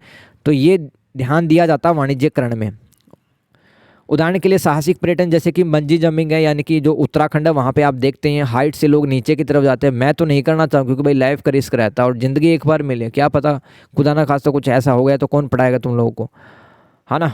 पढ़ाने वाले खूब हैं लेकिन इस तरह से कौन पढ़ाएगा आपको। तो दोस्तों जो एडवेंचरस टूरिज्म होते हैं जैसे कि bungee jumping, white water rafting, rafting क्या होता है जैसे कि नदी की लहरों पर राफ्टिंग मतलब नाव वगैरह चलाना, और हिमालय में ट्रैकिंग जैसी गतिविधियाँ स्थानीय रोजगार प्रदान करने के साथ साथ आपको अत्यधिक उपयोग या अस्थिर विकास के माध्यम से नाजुक पारिस्थितिक तंत्र को नुकसान वो पहुँचा सकते हैं। तो आसपास का जो एनवायरनमेंट है उसको असर पड़ सकता है। ठीक है, तो प्राकृतिक स्थलों पर बड़े पैमाने पर पर्यटन आज हो रहा है, जैसे कि ग्रैंड कैनियन या सेरेनगेटी नेशनल पार्क जैसे स्थलों पर भारी भीड़ बुनियादी ढांचे पर दबाव डालती है, यानी कि अगर भीड़ ज़्यादा बढ़ जाएगी किसी एक स्थान पर तो वहाँ पर होटल्स इतने कम बने हुए, लोग वहाँ पर अपने कैंप वगैरह लगाने लग जाएंगे, पेड़ पौधों काटने लग जाएंगे, तो वहाँ का जो इकोलॉजी है, पारिस्थितिक तंत्र है, उसको नुकसान पहुँच सकता है। इसके अलावा प्राकृतिक स्थलों पर बड़े पैमाने पर पर्यटन हो रहा है आजकल, है ना, तो प्रकृति का भी ब्रांडिंग हो रहा है। तो प्रकृति को मतलब फील करवाने के लोगों को लोग पहाड़ों पे होटल वगैरह बना देते हैं, रिसोर्ट्स वगैरह बना देते हैं, तो आपको बेचा जा रहा है, सब कुछ बेचा जा रहा है। तो आपको एक पैकेज होता है, उसके अंदर कृत्रिम विशिष्टता पैदा करके आपको आराम और वाणिज्य के लिए प्राकृतिक वातावरण में आपको सुंदर सुंदर नज़ारे दिखाने के लिए मतलब लालच दिए जाते हैं। तो ये सब क्या है, ये प्राकृतिक उद्यानों यानी कि जो नेचुरल पार्क्स होते हैं उनका वाणिज्यकरण मैंने आपको पढ़ाया, इंग्लिश में पढ़ लो। अब देखो रिलीजियस साइट्स डेफिनेशन क्या है इसका, कमोडिफिकेशंस ऑफ रिलीजियस साइट्स का मतलब है the process of turning sacred places, rituals and symbols into commodities to be bought and sold, shifting focus from spiritual devotions to economic gain। यानी कि इकोनॉमिक गेन पे ज़्यादा ध्यान दिया जा रहा है, जितने भी ये जो मंदिर गुरुद्वारे वगैरह हैं जो और दरगाह वगैरह है ना। एक इंसान तो यहाँ पे भगवान खुदा के करीब जाने के लिए जाता है, लेकिन वहाँ पर इतनी सारा मार्केट वहाँ पर डेवलप हो चुका है दोस्तों, आपको समझ में नहीं आता कि मैं चीज़ खरीदूँ या यहाँ पर दर्शन करने आया हूँ भगवान के। एग्जाम्पल देखो हज इन मक्का, तो traditional egalitarian pilgrimage transforms with luxury hotels. यहाँ पे हज में जो मक्का है दोस्तों, यहाँ पे जो हज यात्रा करते हैं, ठीक है, तो यहाँ पर क्या हो रहा है, यहाँ पे बड़े बड़े ब्रांडेड आपको लग्जरी होटल मिलेंगे, क्योंकि लोग हैं यहाँ पे ब्रांडेड एक्सपीरियंस के साथ में लोगों को सर्विस देना चाहते हैं, जिसको ब्रांडेड हज भी बोल देते हैं काफ़ी बार। एंड हाई टेक सर्विसेज मिलेंगी आपको मक्का के अंदर, creating a tourist pilgrimage market and potentially diminishing the core spiritual journey. यानी कि जो पहले हज यात्रा में जो मुस्लिम जाया करते थे उनको वास्तविक रूप में अनुभव होता था, ठीक है, वो अपना जो यात्रा उसको अच्छा मानते थे, बढ़िया मानते थे। लेकिन इतना लग्जरीज होटल वगैरह खुल चुके, इतनी सारी सर्विसेज हैं, अब समझ में नहीं आता है भाई यहाँ पे सर्विसेज को एंजॉय करने आए या भगवान का अनुभव करने आए। आगे चलते भाई इंडियन टेम्पल्स में भी देख लो, पे फॉर प्रेयर्स स्कीम्स चलाई जाती है कुछ मंदिरों में, सेल्स फॉर रिलीजियस आर्टिफैक्ट्स जैसे कि आइडल को बेच देंगे, चार्म्स को बेच देंगे, and commercialised rituals turn devotions into transactions with businesses profiting from pilgrimage faith. यानी कि जो तीर्थ यात्री होते हैं उन्हीं की आस्था का फ़ायदा उठाकर कुछ वस्तुएं बेची जाती है। जैसे और ताजमहल या वाराणसी के अंदर देख लो ना, ताजमहल के बाहर आपको ताजमहल की जो फ़ोटो वगैरह है या फिर मूर्ति वगैरह ऐसा कुछ मिल जाएगा, है ना, मार्बल के ताजमहल ऐसा कुछ। Proliferation of vendors tourist services and standardised souvenirs sometimes overshadowing that site's historical or spiritual depth as seen with vendors near India's sacred sites। आगे चलते हैं commodifications of nature parks। इसका डेफिनेशन मैंने बता दिया है भाई हिंदी के अंदर, इसको बस मैं रीड कर रहा हूँ। It treating natural landscapes as resources to be packaged marketed and sold for entertainment, often prioritising financial returns और कंजर्वेशन और इकोलॉजिकल इंटीग्रिटी। तो नेचुरल पार्क में दोस्तों लोग जाते हैं प्रकृति को देखने, नेचर को देखने के लिए, नेचर को बचाने के लिए। लेकिन आजकल क्या हो रहा है, काफ़ी टूर एंड ट्रेवल्स कंपनियां हैं, वो सिर्फ यहाँ पर आपको पैकेज बेच करके वो कहते हैं भाई एंजॉय करो, यहाँ पे रहो, बड़े बड़े होटल्स हैं। तो आप प्राकृतिक चीज़ों को वास्तविक रूप में देखने की बजाय सिर्फ वहाँ पे होटल वगैरह में रहते हो, गाड़ियों में घूमते हो, सिर्फ नेचर को वास्तविक रूप में एंजॉय नहीं कर पाते आप तो सिर्फ पैसे दे रहे हो और सर्विस अवेल कर रहे हो। जैसे कि एडवेंचर्स टूरिज्म, जैसे कि उत्तराखंड के अंदर बंजी जंपिंग चल गई, लोग पैसा कमाते हैं बंजी जंपिंग से। वाइट वाटर राफ्टिंग है, trekking in the Himalayas while providing local jobs can degrade fragile ecosystem through overuse और अनसस्टेनेबल डेवलपमेंट। तो दोस्तों क्या हो रहा है, हिमालय का जो इकोसिस्टम है वो फ्रेजाइल है भाई, सेंसिटिव है हिमालय, है ना, वहाँ पर क्योंकि यूनिक वाइल्ड लाइफ पाया जाता है, तो ज़्यादा टूरिस्ट आएंगे तो वहाँ के जानवरों को नुकसान पहुँच सकता है। इसके अलावा दोस्तों मास टूरिज्म बढ़ रहा है आजकल, जैसे कि ग्रैंड कैनियन और सेरेंगेटी नेशनल पार्क में बढ़ रहा है। यहाँ पर दोस्तों इंफ्रास्ट्रक्चर भी दबाव बढ़ रहा है, किसी जगह पर ज़्यादा टूरिस्ट आते हैं तो इंफ्रास्ट्रक्चर आधारभूत संरचना होटल्स वगैरह पे दबाव पड़ता है। उससे क्या होता है, उससे ये होता है कि हैबिटेट्स का नुकसान हो सकता है, जंगल काटे जा सकते हैं। आगे है ब्रांडेड नेचर, तो packaging natural beauty into branded resorts और experiences can create artificial exclusivity altering the natural environment for tourist comfort and commerce. आगे चलते हैं क्वेश्चन नंबर 5 दोस्तों, इंपॉर्टेंट सवाल है। भीमबेटका मध्य प्रदेश में चल रही पुनः उद्धार और संरक्षण परियोजनाओं पर चर्चा करें भाई। Discuss the revival and preservation project being carried out in Bhimbetka Madhya Pradesh. दोस्तों भीमबेटका एक जगह का नाम है जो कि मध्य प्रदेश के अंदर है ना। तो यहाँ पे क्या है दोस्तों, हजारों लाखों साल पहले इंसान है वो पेंटिंग वगैरह बनाया है और उसी पेंटिंग को प्रोटेक्ट आज किया जा रहा है सरकार के द्वारा। क्या क्या जो स्कीम्स वगैरह हैं, क्या क्या एफर्ट्स हैं सरकार कर रही है इन पुरानी जो पेंटिंग्स हैं उनको बचाने के लिए, जो गुफाओं में बनाई गई थी इंसानों के द्वारा। तो भीमबेटका मध्य प्रदेश में स्थित एक यूनेस्को विश्व धरोहर स्थल है, यानी कि यूनेस्को एक संयुक्त राष्ट्र की एक एजेंसी है यूनेस्को, जो कि दुनिया भर में जितना भी हेरिटेज हैं, साइट्स हैं, उनको बचाने का काम करती है। तो उसने मान्यता दे रखी है भीमबेटका गुफाओं को। अपनी प्राचीन चट्टानी गुफाओं के लिए प्रसिद्ध है भीमबेटका, जिसमें दुनिया के कुछ सबसे पुराने प्रागैतिहासिक यानी कि प्री हिस्टोरिक एज के जो पेंटिंग्स हैं वो पाई गई हैं, जो 30,000 साल से भी ज़्यादा पुरानी है। और पूरा पाषाण पैलियोलिथिक जो एज था और मध्य पाषाण यानी कि मिजोलिथिक स्टोन एज था उसके हैं भाई, उस टाइम के यहाँ पर पेंटिंग्स आपको मिल जाएंगी। इसमें प्रारंभिक मानव जीवन, शिकार, सामुदायिक गतिविधियों को दर्शाया गया। यह मानव विकास का एक निरंतर रिकॉर्ड प्रस्तुत करता है। देखो सरकार क्या कर रही है इन पेंटिंग्स को बचाने के लिए। पहला, डिजिटल संरक्षण। इस स्थल के व्यापक डेटा जैसे कि चित्रकला, 3D मॉडल और वीडियो आदि बना करके भविष्य में अनुसंधान के लिए एक सुलभता सुनिश्चित करने और आने वाली पीढ़ियों के लिए इसके अमूल्य इतिहास को सुरक्षित रखने के लिए डिजिटल रूप से संग्रहित किया जा रहा है। सपोज दैट दोस्तों गुफाएं हैं वो टूट जाती है, तहस नहस हो जाता है और दोस्तों इतना ज़्यादा टूरिस्ट जाता है, पेंटिंग से छेड़छाड़ करते रहता है। तो इससे बढ़िया है कि सरकार है यहाँ पे वीडियोग्राफी करवा रही है, फोटोग्राफी करवा रही है, ताकि आने वाली पीढ़ियाँ देख पाएँ कि भीमबेटका में क्या था एक्चुअल में।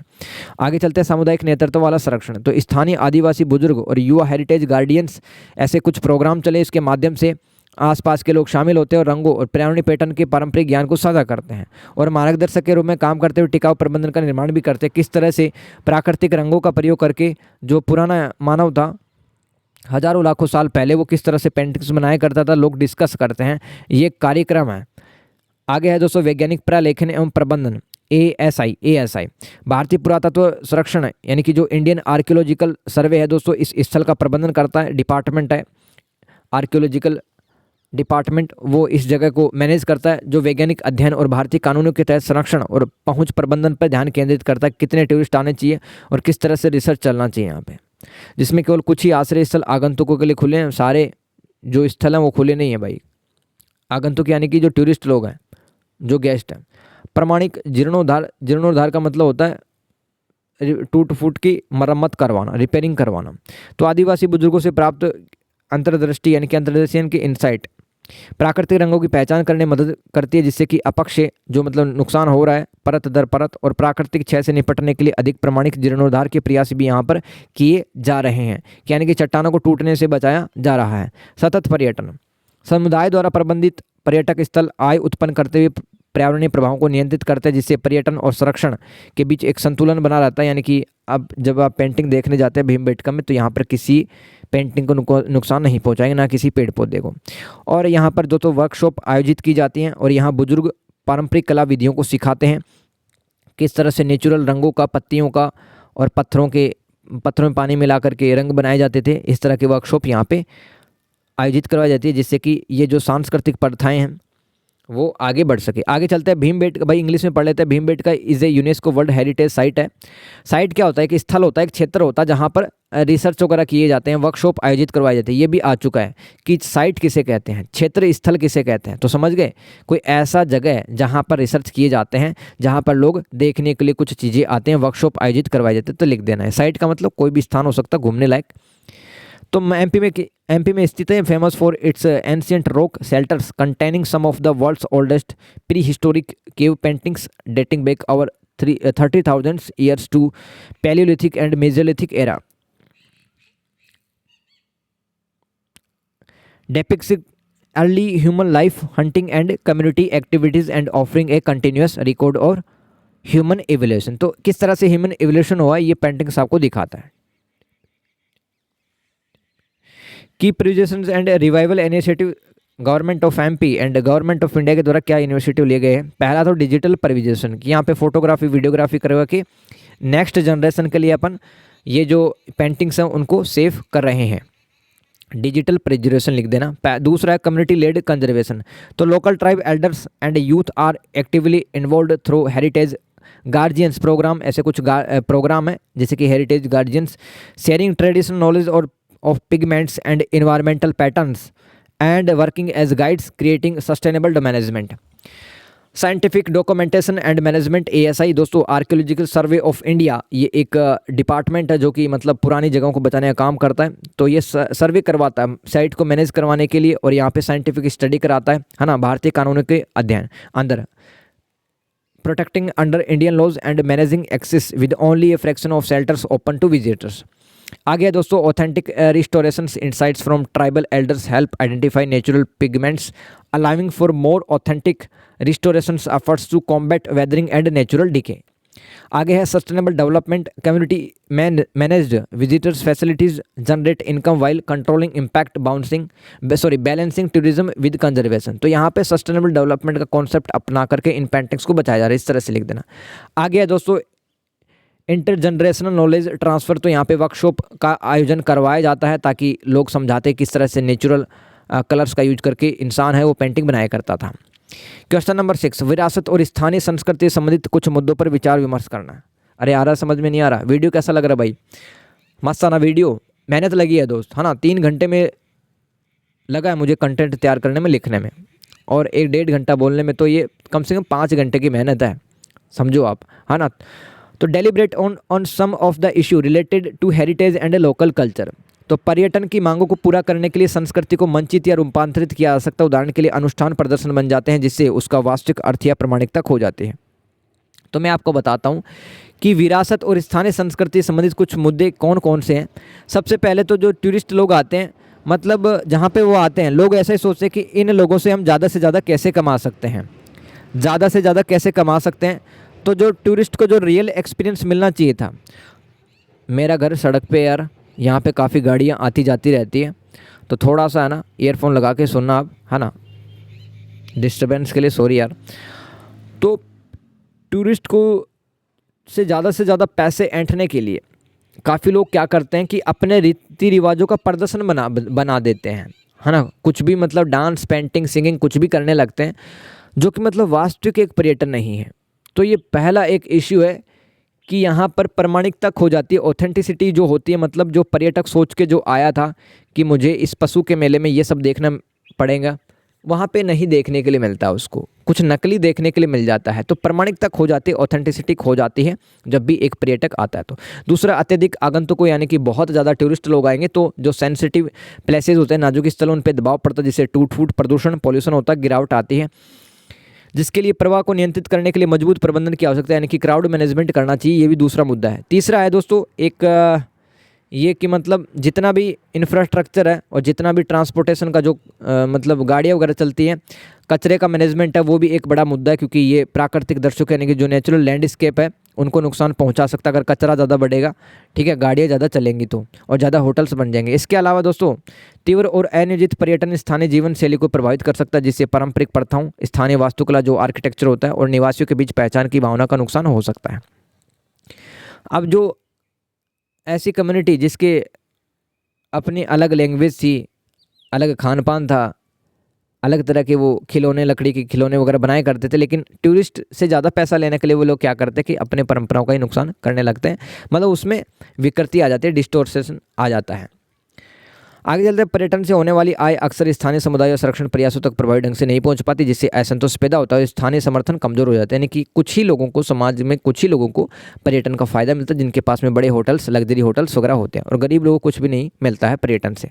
आगे है विकास योजनाओं में विरासत संरक्षण का खराब एकीकरण परिवर्तन, यानी कि जो भारत के कानून हैं पर्यटन को आगे बढ़ाने के लिए उनमें एक कमी है दोस्तों, और कमजोर उपनियम नकारात्मक प्रभाव में योगदान देते हैं। मतलब स्थानीय जो सरकारें, जैसे कि राजस्थान की सरकार अगर अच्छे से पर्यटन के नियम नहीं बनाएगी तो फिर टूरिस्ट को मजा नहीं आने वाला। आगंतुक यानी कि जो गेस्ट हैं और स्थानीय लोगों के सामने किसी स्थल के वास्तविक महत्व को गलत तरीके से प्रस्तुत करना, है ना, तो ये भी एक इश्यू है अपने आप में। पर्यटन लूटी गई कलाकृतियों के लिए काले बाजार को बढ़ावा दे सकता है, जिससे मूर्त विरासत को खतरा हो सकता है। अब दोस्तों कुछ देश ऐसे हैं ना जिन्होंने दूसरे देशों पर राज किया, दूसरे देशों से जो वस्तुएं थी वो चुरा के लेके आ गए। अरे रुक जाओ भाई, ये जो पक्षी है ये भी यार अभी बोलना था इसको, है ना। कल्चर कैन बी स्टैग्ड और अल्टर्ड। हाँ भाई अब चुप हो गए ये बर्ड। चलो भाई पढ़ते हैं इसको, इंग्लिश में पढ़ते हैं। कल्चर कैन बी स्टैग्ड और altered to meet tourist demands, losing genuine meaning and authenticity. Excessive visitors strain fragile sites, leading to air pollution and degradation, requiring robust management to control flow। तो क्या होता है, tourist बढ़ने से दोस्तों pollution हो सकता है, टूट फूट हो सकती है, बिल्डिंग्स में, मॉन्यूमेंट्स में डिग्रेड हो सकती हैं चीज़ें, और इसलिए क्राउड मैनेजमेंट ज़रूरी है ताकि टूरिस्ट का फ्लो कंट्रोल किया जा सके। Increased tourism infrastructure and activity can harm the very heritage sites and landscapes visitors come to see. Rapid unplanned tourism can overwhelm local lifestyles, leading to a loss of traditional practices, vernacular architecture, and a strong sense of identity among residents. Tourism revenue often doesn't reach local communities or conservation efforts, effectively creating resentment and undermining local support. Poor integration of heritage protections into development plans, lack of informants, यानी कि enforcement क्या होता है, जब जो tourist officers होते हैं किसी भी गवर्नमेंट के, अगर वो अच्छे से लागू नहीं कर पा रहे हैं नीतियों को, कानूनों को, तो भी दोस्तों दिक्कत हो सकती है एक पर्यटक को, एक टूरिस्ट को। And weak bylaws contribute to negative impacts, misrepresenting और failing to communicate at sites true significance to visitors and local fosters understandings and disrespects misunderstandings, यानी कि कई बार जो लोकल व्यक्ति होते हैं दोस्तों वही अपने कल्चर्स को गलत तरीके से पेश करने की कोशिश करते हैं। Tourism can fuel black market and looted artefacts threatening tangible heritage. Tangible heritage का मतलब क्या होता है, जिसको अपन देख सकते हैं, छू सकते हैं, जैसे कि कोई मॉन्यूमेंट हो गया, कोई बिल्डिंग हो गई, कोई पेंटिंग हो गई, है ना। ये सब क्या होता है, टेंजिबल हेरिटेज। और इनटेंजिबल हेरिटेज यानी कि अमूर्त विरासत क्या होते हैं, जिसको अपन देख नहीं सकते हैं, छू नहीं सकते, जैसे कि रीति रिवाज, है ना, मान्यताएं, कस्टम्स, ओल्ड बिलीफ्स, ये सब इनटेंजिबल हेरिटेज कहलाता है। दोस्तों एक ही वीडियो के अंदर क्या क्या बता दिया यार, पूरे साल भर नहीं पढ़ा होगा ऐसा आपने। तभी कह रहा हूँ भाई, किताब पढ़ने की कोई जरूरत नहीं है, ना ही कोई वीडियो देखने की जरूरत है। इसी वीडियो को 2-3 बार देख लेना भाई, बहुत सारे सवाल है इसके अंदर। केरल में सतत पारिस्थितिक पर्यटन के बारे में समझाइए। दोस्तों पूरा सवाल कैसे आ सकता है कि पारिस्थितिक पर्यटन से आप क्या समझते हैं, है ना, इको टूरिज्म से क्या समझते हैं, और केरल के अंदर जो सस्टेनेबल इको टूरिज्म है, सतत पारिस्थितिक पर्यटन, उसके बारे में समझाइए। तो सतत पारिस्थितिक पर्यटन मैं समझा चुका हूँ आपको पहले कि आप घूमने के पर्पज से भी जाते हैं, साथ में जो लोकल कम्युनिटीज़ हैं उनको भी प्रोटेक्ट करते हैं, नेचर को भी प्रोटेक्ट करते हैं, समझ गए। तो ये सतत पारिस्थितिक पर्यटन। केरला के अंदर क्या है भाई, देखो केरल का सतत पर्यावरण पर्यटन सामुदायिक सशक्तिकरण यानी कि कम्युनिटी को एम्पावर करता है, पर्यावरण संरक्षण और कम प्रभाव वाली यात्रा पर केंद्रित। यानी कि दोस्तों कम प्रभाव का मतलब क्या है कि भाई एनवायरनमेंट पे आप कम से कम असर डालेंगे। अब कुछ मतलब pillars, main pillars of sustainable eco sustainable tourism in Kerala. Kerala के सतत पर्यावरण पर्यटन के प्रमुख स्तंभ देखो। पहला है समुदाय केंद्रित दृष्टिकोण, पर्यटन नियोजन और संचालन में स्थानीय समुदायों को शामिल करना ताकि यह सुनिश्चित किया जा सके उन्हें प्रत्यक्ष आर्थिक लाभ प्राप्त हो, स्वामित्व की भावना को बढ़ावा मिले और दीर्घकालिक स्थिरता सुनिश्चित हो। यानी कि हमें क्या करना है, अगर किसी जगह पे सतत पर्यावरण को विकसित करना है, जैसे कि केरल में हुआ है, तो वहाँ पर आसपास के लोगों को भी शामिल किया जाता है ना। कुछ लोग गाइड बन गए हैं, कुछ लोग अलग अलग तरह की सेवाएं या वस्तुएं भी बेच रहे हैं वहाँ पे, तो उनका भी रोजी रोटी चल रहा है।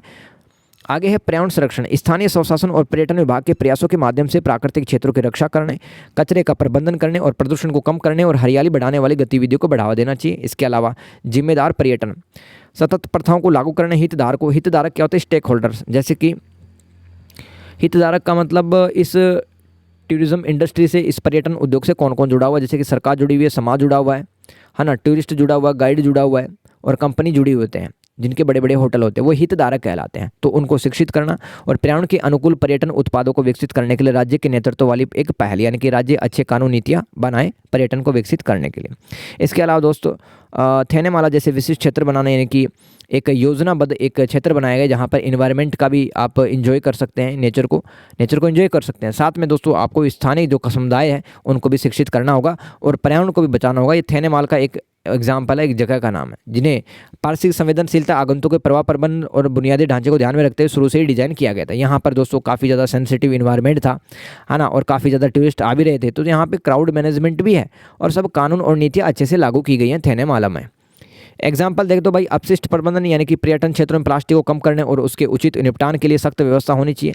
आगे है हरित पहल, हरित आवरण बढ़ाने यानी कि पेड़ों की संख्या ज़्यादा से ज़्यादा होनी चाहिए। और इस स्वच्छ स्थानों को बनाए रखने के लिए ग्रीन केरल अभियान, केरल के अंदर बहुत ज़्यादा दोस्तों ये सब किया गया है। केरल में किस तरह के जो पहल हैं, इनिशिएटिव है, कदम उठाए गए हैं सरकार ने पर्यटन को आगे बढ़ाने के लिए, तो ये आप लिख सकते हैं सतत भारतीय पर्यटन केरल के अंदर। इंग्लिश में पढ़ लो फटाफट से यार, इसलिए टाइम लग रहा, नहीं तो 1 घंटे में निपट जाता है। पहला इन्वायरमेंटल स्टीवार्डशिप, नहीं देखो, Kerala sustainable eco tourism focuses on community empowerment, environmental conservation and low impact travel. Key pillars of Kerala's eco tourism देख लो। पहला कम्युनिटी सेंट्रिक अप्रोच, तो it involving local communities in tourism planning and operations to ensure they are receiving direct economic benefit. Fostering यानी कि promote करना, बढ़ावा देना। ए sense of ownership यानी कि जो लोकल कम्युनिटी है उनको लगता है कि वास्तव में हमें इकोनॉमिक बेनिफिट भी हो रहा है, ये जगह हमारी है। एंड लॉन्ग टर्म सस्टेनेबिलिटी, लंबे समय तक वहाँ पे पर्यटन की गतिविधियाँ की जा सकती हैं, काफ़ी टूरिस्ट आ सकते हैं, इन्वायरमेंट में फ़र्क नहीं पड़ेगा, आसपास के लोग भी काम धंधा करके कमाएंगे कुछ। और इन्वायरमेंटल स्टीवार्डशिप, केरल के अंदर क्या है, केरल के अंदर कुछ मतलब एक्टिविटी की गई, जैसे कि प्लास्टिक पोल्यूशन आप नहीं कर सकते यहाँ पे, जिससे कि पोल्यूशन घटता है। इस बस वाले को भी अभी हॉर्न बजाना था यार। चलो भाई चलते हैं आगे। और केरला के अंदर क्या क्या किया गया है कि यहाँ पर जो कोई नेचर को एंजॉय करने के लिए आता है वहाँ पर पॉल्यूशन नहीं कर सकता दोस्तों। वहाँ पर प्लास्टिक की पन्नियाँ वगैरह, थैलियाँ वगैरह बंद है सब, और गवर्नमेंट केरला की बहुत अच्छे से काम कर रही है, इस तरह से लिख देना। इसके अलावा दोस्तों, इसके अलावा जितने भी स्टेक होल्डर हैं टूरिज्म से रिलेटेड केरला के अंदर, उनको एजुकेट किया जाता है, वर्कशॉप यहाँ पे लगवाई जाती हैं। इसके अलावा creating specific zones like Thenmala, Kerala के अंदर थेनमाला एक जोन है दोस्तों जो कि काफ़ी ज़्यादा सेंसिटिव था इन्वायरमेंट के लिहाज से, उसको मैनेज किया जा रहा है। वहाँ पे कितना टूरिस्ट आ सकता है सब देखा जा रहा है। इसके अलावा केरला के अंदर वेस्ट मैनेजमेंट बहुत अच्छे से हो रहा है और ग्रीन इनिशिएटिव भी लिए गए, जैसे कि ग्रीन केरला, ठीक है, ये कैंपेन भी चलाए गए हैं केरला के अंदर इको टूरिज्म को अच्छा बनाने के लिए। तो ये था हमारा क्वेश्चन नंबर 8। देख लो, पर्यटन में अमूर्त सांस्कृतिक विरासत के रूप में भोजन और त्यौहार पर चर्चा करें। देखो मैंने क्या कहा था भाई, मूर्त सांस्कृतिक विरासत क्या होता है, जिसे आप देख सकते हैं, छू सकते हैं, जैसे कि कोई स्मारक हो गया, कोई बिल्डिंग हो गया, कोई मूर्ति हो गई, ये सब क्या होते हैं, ये मूर्त सांस्कृतिक विरासत होते हैं, टेंजिबल कल्चरल हेरिटेज, TCH बोलते हैं। और अमूर्त क्या होता है, जिसको अपन देख नहीं सकते हैं और उनको सिर्फ फील कर सकते हैं, जैसे कि त्यौहार है, हमारे रीति रिवाज हैं। तो भोजन और त्यौहार है दोस्तों, भोजन को भी तो देख सकते हो, लेकिन भोजन किस में आता है, अमूर्त सांस्कृतिक विरासत में आता है। ध्यान देना आप, भोजन है जो डाइट होते हैं, जैसे कि दिल्ली का जो स्ट्रीट फूड है काफ़ी फेमस है, ऐसे ही पंजाब का जो मक्का और सरसों का साग है काफ़ी ज़्यादा फेमस है। तो ये अमूर्त सांस्कृतिक विरासतें होती हैं। तो discuss food and festivals as intangible cultural heritage in tourism, तो मैं इसको ICH बोलूँगा। इंटेंजिबल कल्चरल हेरिटेज का मतलब अमूर्त सांस्कृतिक विरासत, जिसको अपन देख नहीं सकते, छू नहीं सकते, सिर्फ महसूस कर सकते, जैसे कि रीति रिवाज, भोजन, त्यौहार। तो पर्यटन में भोजन और त्यौहार काफ़ी ज़्यादा महत्वपूर्ण है। और अमूर्त सांस्कृतिक विरासत हमारी जो प्रमाणिक अनुभव प्रदान करते हैं, मतलब जो टूरिस्ट सोच के आया था वैसा ही उसको फील होता है, सामुदायिक पहचान को बढ़ावा देते हैं और आर्थिक विकास को गति देते हैं। जैसे कि बंगाल का रसगुल्ला काफ़ी ज़्यादा फेमस है दोस्तों।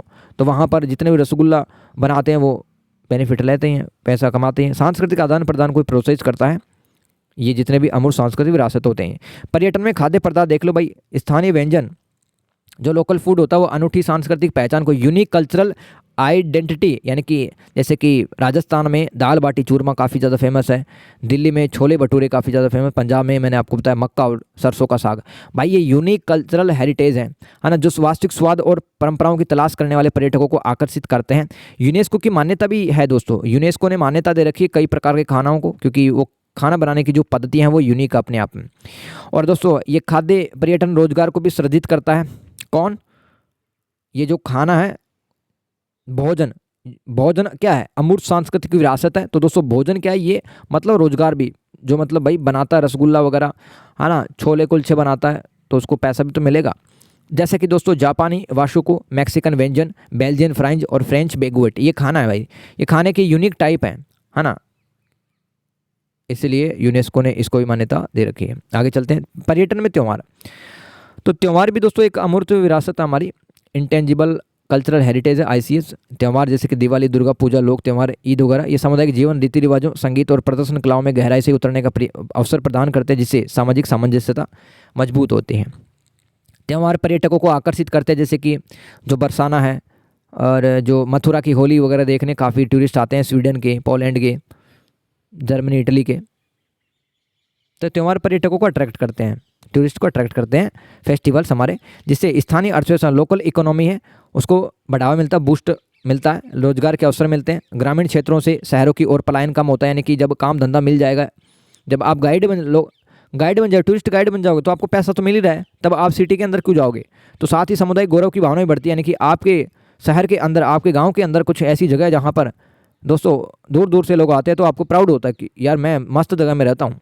ये लोगों को उनके अतीत से जोड़ते हैं, लैंगिक समानता को बढ़ावा देते हैं। लैंगिक समानता यानी कि औरत और मर्द में किसी तरह का कोई डिस्क्रिमिनेशन, भेदभाव नहीं होना, और संवाद और सही सुनता यानी कि टॉलरेंस को प्रमोट किया जाता है। लैंगिक समता मतलब जेंडर इक्वलिटी। तो अब देख लो भाई, food and festivals are vital intangible cultural heritage in tourism, offering authentic experiences, fostering community identity, driving economic development and promoting cultural exchange. तो सांस्कृतिक रूप से आदान प्रदान होता है, एक संस्कृति का लोग है दूसरे संस्कृति के खाने को समझते हैं, देखते हैं। Food as ICH in tourism, यानी कि जो फूड है वो इंटेंजिबल कल्चरल हेरिटेज है टूरिज्म। कैसे भाई समझते हैं, local cuisines reflects unique cultural identity, attracting tourist seeking genuine taste and traditions. जैसे कि दिल्ली का स्ट्रीट फूड है, तो ये आइडेंटिटी बनाता है, ऑथेंटिसिटी प्रोवाइड करता है टूरिस्ट को। इसके अलावा काफ़ी सारी ऐसे खाना है दोस्तों, है ना, दिल्ली का स्ट्रीट फूड है, पंजाब का मक्का और सरसों का साग है, इनको यूनेस्को ने रिकॉग्नाइज कर रखा भाई। और क्या होता है, इकोनॉमिक इंजन का काम भी करते हैं ये। अगर खाना कहीं पे स्पेशल बन रहा है, जैसे कि बंगाल में रसगुल्ला मिल रहा है, राजस्थान में दाल बाटी चूरमा है, तो दोस्तों काफ़ी लोगों को एम्प्लॉयमेंट मिलेगा, काम धंधा मिलेगा, तो इकोनॉमिक डेवलपमेंट होगा उस जगह का। एग्जाम्पल देखो भाई, Japanese washoku, Mexican cuisine and Belgian fries and French बुजाटे। आगे है festival as intangible cultural heritage in tourism.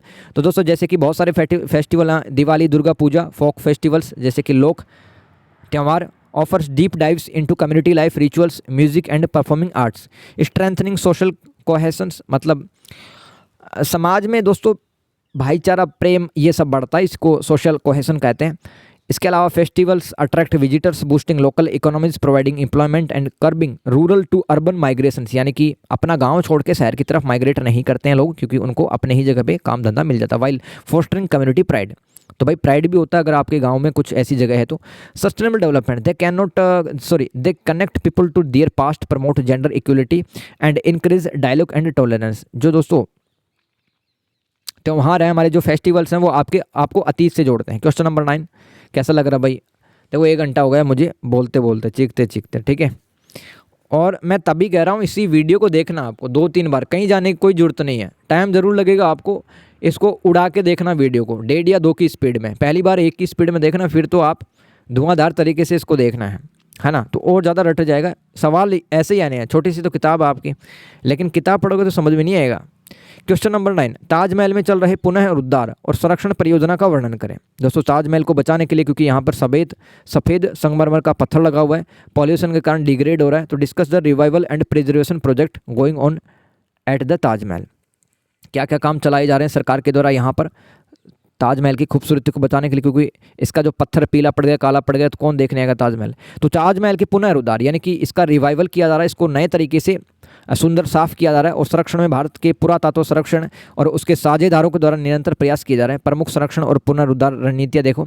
एक तो मड पैक ट्रीटमेंट किया जाता है यहाँ पे। क्या होता है मड पैक ट्रीटमेंट? इस पे संगमरमर का जो स्टोन और पत्थर होता है उस पर मुल्तानी मिट्टी और अन्य प्राकृतिक सामग्रियों का पेस्ट लगाया जाता है, और दाग निकल जाते हैं संगमरमर के जितने भी पत्थर पे दाग लगे होते हैं, क्योंकि आसपास काफ़ी ज़्यादा ऑयल रिफाइनरी कंपनी है ना, कांच बनाने के उद्योग है यहाँ पे, और ईंट के भट्टे भी हैं, तो उनकी धुआएं उससे संगमरमर का पत्थर है वो पीला पड़ता है। तो इसलिए समय समय पर मड पैक ट्रीटमेंट किया जाता है ताकि खूबसूरती बने रहे उस पत्थर की, सफ़ेद बना रहे। संगमरमर की मरम्मत भी की जा रही है। इसके अलावा संरचनात्मक रखरखाव, मतलब आसपास की जो संरचनाएं समाधि है तो उनमें अगर टूट फूट होती है तो उनको भी सुधार दिया जा रहा है। सबसे इंपॉर्टेंट है दोस्तों यहाँ पे ताजमहल को प्रोटेक्ट करने के लिए भारत सरकार ने TTZ बनाया है। TTZ का मतलब क्या होता है? ताज ट्रेपेजियम जोन। क्या है ये? मतलब 10,400 वर्ग किलोमीटर के अंदर एक सर्कल बना दिया गया, और इस सर्कल के अंदर आप न तो कोई भारी उद्योग, हैवी इंडस्ट्री कोई लगा सकता है, जैसे कि ईंट के भट्टे नहीं लगा सकता है, 10,400 स्क्वायर किलोमीटर के अंदर, और कांच के उद्योग, रिफाइनरी, ऑयल रिफाइनरी ये नहीं लगा सकते हैं, ठीक है। और सीएनजी और बैटरी वाहनों को बढ़ावा दिया गया। और बायोमास पे, बायोमास क्या होता है, जैसे कि जो हमारे डीजल और पेट्रोल पे चलने वाली गाड़ियाँ वो नहीं आ सकेंगी इस जोन के अंदर, इस क्षेत्र के अंदर। ये क्षेत्र दोस्तों ऐसे समझो आप, ताजमहल के चारों तरफ बनाया गया एक सर्कल वर्त है जो कि 10,400 वर्ग किलोमीटर का है। इसके अलावा प्रयोगशालाएं प्रदूषकों पर नज़र रखती हैं। सल्फर डाइऑक्साइड, नाइट्रोजन डाइऑक्साइड और जो छोटे छोटे महीन पदार्थ होते हैं उसको कम करने की कोशिश की जाती है। नदी की सफाई, यमुना नदी की सफाई चलती है, हरी क्षेत्रों का विकास किया जाता है और मनोरंजक पगडंडियों के निर्माण की परियोजनाएं यहाँ पे चल रही है। इसके अलावा भीड़ का प्रबंधन भी किया जाता है, शौचालयों में सुधार और बहुभाषी ऑडियो गाइड भी यहाँ पे उपलब्ध है जो कि बहुत अलग अलग लैंग्वेज बोलते हैं। अब दोस्तों इंग्लिश में ही पढ़ लो इसको। Taj Mahal revival and preservation involves continuous effort bye India's archaeological सर्वे। दोस्तों घर पे तो यार रोड नहीं होना चाहिए, ठीक है, घर पे पास में रोड नहीं होना चाहिए क्योंकि काफ़ी डिस्टर्बेंस मुझे भी हो रहा है फ़िलहाल। चलो यार पढ़ते हैं अपन। तो ताजमहल को प्रोटेक्ट करने के लिए दोस्तों जो भारत सरकार का जो ASI है ना, आर्कियोलॉजिकल सर्वे ऑफ इंडिया, तो इसके पार्टनर्स इसको बचाने की कोशिश कर रहे हैं।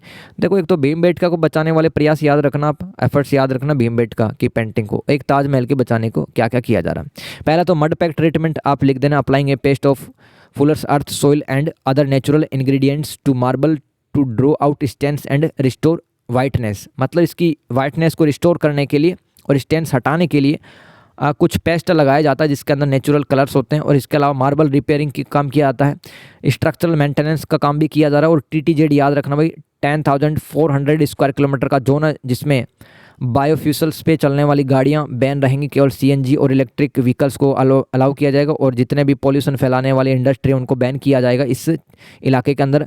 यमुना है, इसका रिवर फ्रंट भी साफ़ किया जा रहा है, नदी को साफ़ किया जा रहा है, ध्यान रखना। इसके अलावा क्राउड मैनेजमेंट का काम भी यहाँ पे किया जाता है। क्वेश्चन नंबर 11, पारिस्थितिकी पर्यटन के संदर्भ में सशक्तिकरण और निसशक्तिकरण पर टिप्पणी लिखिए। सवाल ऐसे आता है कि सर घूम जाता है। अब ये सशक्तिकरण और निसशक्तिकरण क्या होता है, पता है क्या? नहीं पता ना, तभी तो मैं समझाने के लिए आया हूँ। With reference to eco tourism write a note on empowerment and disempowerment. इसका मतलब क्या होता है समझाता हूँ अच्छे से। तो चलो यार दोस्त पढ़ लेते हैं, थोड़ा पानी पी लेता हूँ यार, मुझे बोलते 1 घंटा हो गया है ना। आप रुक रुक के भी देख लेना, मतलब आधे घंटे के देख लेना, फिर आधे घंटे के देख लेना, ऐसे करके आप देख लेना। क्वेश्चन नंबर 11, पारिस्थितिकी पर्यटन के संदर्भ में सशक्तिकरण और निसशक्तिकरण पे चर्चा करनी। भाई एम्पावरमेंट इसको कहते हैं, सशक्तिकरण को मजबूत करना, और डिसएम्पावरमेंट को क्या कहेंगे, निसशक्तिकरण हिंदी के अंदर। सबसे पहले मैं आपको देसी भाषा में बता देता हूँ। देखो कहीं पर अगर टूरिज़्म या पर्यटन का विकास होता है, डेवलपमेंट होता है, तो वहाँ पे कुछ ही लोगों को दोस्तों फ़ायदा मिल पाता है। मैंने आपको बताया ना, जिसके पास में पैसा रहेगा भाई, पैसे में बड़ी ताकत है ना पैसे के अंदर, तो काफ़ी लोग हैं बड़े बड़े रिसोर्ट्स बना लेते हैं, बड़े बड़े होटल्स खोल लेते हैं। अब जो छोटे मोटे व्यापारी वगैरह होते हैं, जो छोटे मोटे काम धंधा करने वाले लोग होते हैं, उनको क्या फ़ायदा होता है, छोटी दुकानें होती हैं उनके, चाय वगैरह बेचते रहते हैं, चाय बिस्कुट, क्या ही कमाएंगे फिर वो। तो दोस्तों जिसका सबसे ज़्यादा फ़ायदा होता उसका सशक्तिकरण होगा, ठीक है। या फिर आप ये कहें कि देखो अगर किसी को मतलब सरकार फ़ायदा पहुंचाने की कोशिश भी कर रही है, जैसे कि टूरिस्ट गाइड है, इनका सशक्तिकरण हो रहा है। समुदाय के लोगों को अगर रोजगार मिलेगा तो भी इनका सशक्तिकरण यानी कि मजबूत बन रहा है। और निसशक्तिकरण में तो कमज़ोर होना। कुछ लोग हैं दोस्तों काफ़ी ज़्यादा नुकसान पहुंचता है, जैसे कि जनजातीय समुदाय है। अब जैसे कि जंगल के अंदर दोस्तों अगर कोई होटल बनेगा तो आसपास के जितने भी लोग हैं उनको हटाया जाएगा वहाँ पर, तो ये सब निसशक्तिकरण में लिख सकते हो आप, समझ गए। तो हिंदी में पढ़ते हैं। पहला है आर्थिक सशक्तिकरण क्या होता है। यह आय प्रदान करता है, यानी कि पैसा जनरेट करता है, रोजगार जनरेट करता है। जैसे कि मार्गदर्शक जो गाइड होते हैं वो शिल्पकार यानी कि जो क्राफ्ट करते हैं उनको कुछ पैसा मिलता है टूरिज्म से। और संबंधित क्षेत्रों में कृषि को भी प्रोत्साहन दिया जाता है, जैसे कि बेहतर जीवन स्तर, बुनियादी ढांचा तैयार होता है। क्षमता निर्माण भी किया जा सकता है दोस्तों, कैपेसिटी बिल्डिंग। आतिथ्य सत्कार यानी कि जो गेस्ट होते हैं उनका वेलकम किया जाता है। संरक्षण और व्यवसाय में प्रशिक्षण प्रदान करता है, जिससे कौशल और आत्मविश्वास में वृद्धि होती है। आगे चलते सामाजिक सशक्तिकरण। स्थानीय संस्कृति में गौरव को बढ़ावा मिलता है, यानी कि अगर आपके गांव में दोस्तों मैंने आपको बताया कि कुछ ऐसी बिल्डिंग है, कुछ झरना वगैरह कुछ भी है जहां पर टूरिस्ट आ रहे हैं, तो आपको प्राइड फील होता है। और वहाँ पर गांव के लोग भी उस चीज़ को बचाने की कोशिश करते हैं, उनको भी कुछ काम धंधा मिलता है ना, सामुदायिक संबंध मजबूत बनते हैं इससे। तो सामाजिक पूंजी बढ़ती है। सोशल कैपिटल क्या होती है, जब समाज के लोगों के बीच में रिश्ते अच्छे होते हैं, सामाजिक पूंजी उसी को कहते हैं। इसके अलावा राजनीतिक सशक्तिकरण, ये क्या होता है, यह समुदायों को अपने संसाधनों पर नियंत्रण हासिल करने और विकास के बारे में निर्णय लेने और अपनी ज़रूरतों की वकालत यानी कि एडवोकेसी, लोग अपने जो बातें हैं वो सरकार के सामने रख पाएँ, है ना, कि यहाँ पर टूरिज़्म का डेवलपमेंट इस तरह से होना चाहिए, रोड और होटल्स इस तरह से बनाए जाने चाहिए, वो राजनीतिक सशक्तिकरण कहलाता है। इको टूरिज्म में नीच सशक्तिकरण क्या होता है? असमान लाभ वितरण, जैसे कि आंतरिक शक्ति समीकरण अभिजात वर्ग के पक्ष में हो सकती है। यानी कुल मिला के सरकार के पास में तो पैसा होता ही है, जो बिजनेसमैन है वो पहले से ही प्लॉट वगैरह खरीद लेते हैं, ज़मीन खरीद लेते हैं पार्किंग के लिए, होटल्स के लिए, रेस्टोरेंट्स के लिए। तो जो गरीब लोग हैं भाई उनको कम लाभ मिलता है और ईर्ष्या और संघर्ष को बढ़ावा मिलता है। इसके अलावा परंपराएं पर्यटकों के लिए वंचित प्रदर्शन बन जाती हैं, जिससे उनका वास्तविक अर्थ खो जाता है और संभावित रूप से सांस्कृतिक पहचान का क्षरण होता है। यानी कि जितनी वास्तविक परंपराएं थी उनका नुकसान होता है। लोग वस्तु बेचने के लिए कुछ भी करने लगते हैं, कुछ भी बनाने लगते हैं, पेंटिंग के साथ छेड़छाड़ कर देंगे, मूर्तियों को सही तरीके से नहीं बनाएंगे। तो ये कहलाता है मतलब हम सांस्कृतिक रूप से जो वस्तुएं बना रहे हैं उनमें जो मूल जो बातें थी वो तो खो गई है।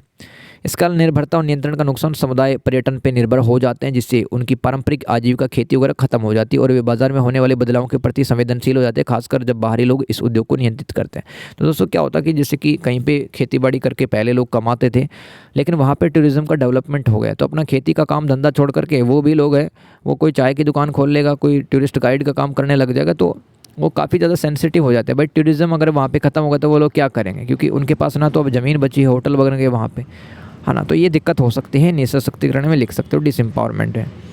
इसके अलावा पर्यटन में वृद्धि से नई सामाजिक समस्याएं उत्पन्न हो सकती हैं, जैसे कि स्थानीय बुनियादी ढांचे पर दबाव पड़ सकता है, जो लोकल इंफ्रास्ट्रक्चर है वो ज़्यादा किया जाएगा, सड़कें ज़्यादा बनाई जाएंगी और समुदाय के भीतर विभाजन पैदा हो सकता है। समाज के लोग हैं आपस में जल भून सकते हैं कि यार तुमने तो होटल वगैरह बना लिया, मेरे पास तो कुछ नहीं है। तो एम्पावरमेंट का क्या मतलब होता है इको टूरिज्म एंड टूरिज्म के अंदर? देखो, it provides income, creates jobs and stimulates related sectors, जैसे कि एग्रीकल्चर का भी विकास हो सकता है, leading to better living standards and infrastructure. इसके अलावा it offers training in hospitality, conservation and business, enhancing skills and confidence. It fosters pride in local culture, strengthens community bonds through collective actions and increases social capital.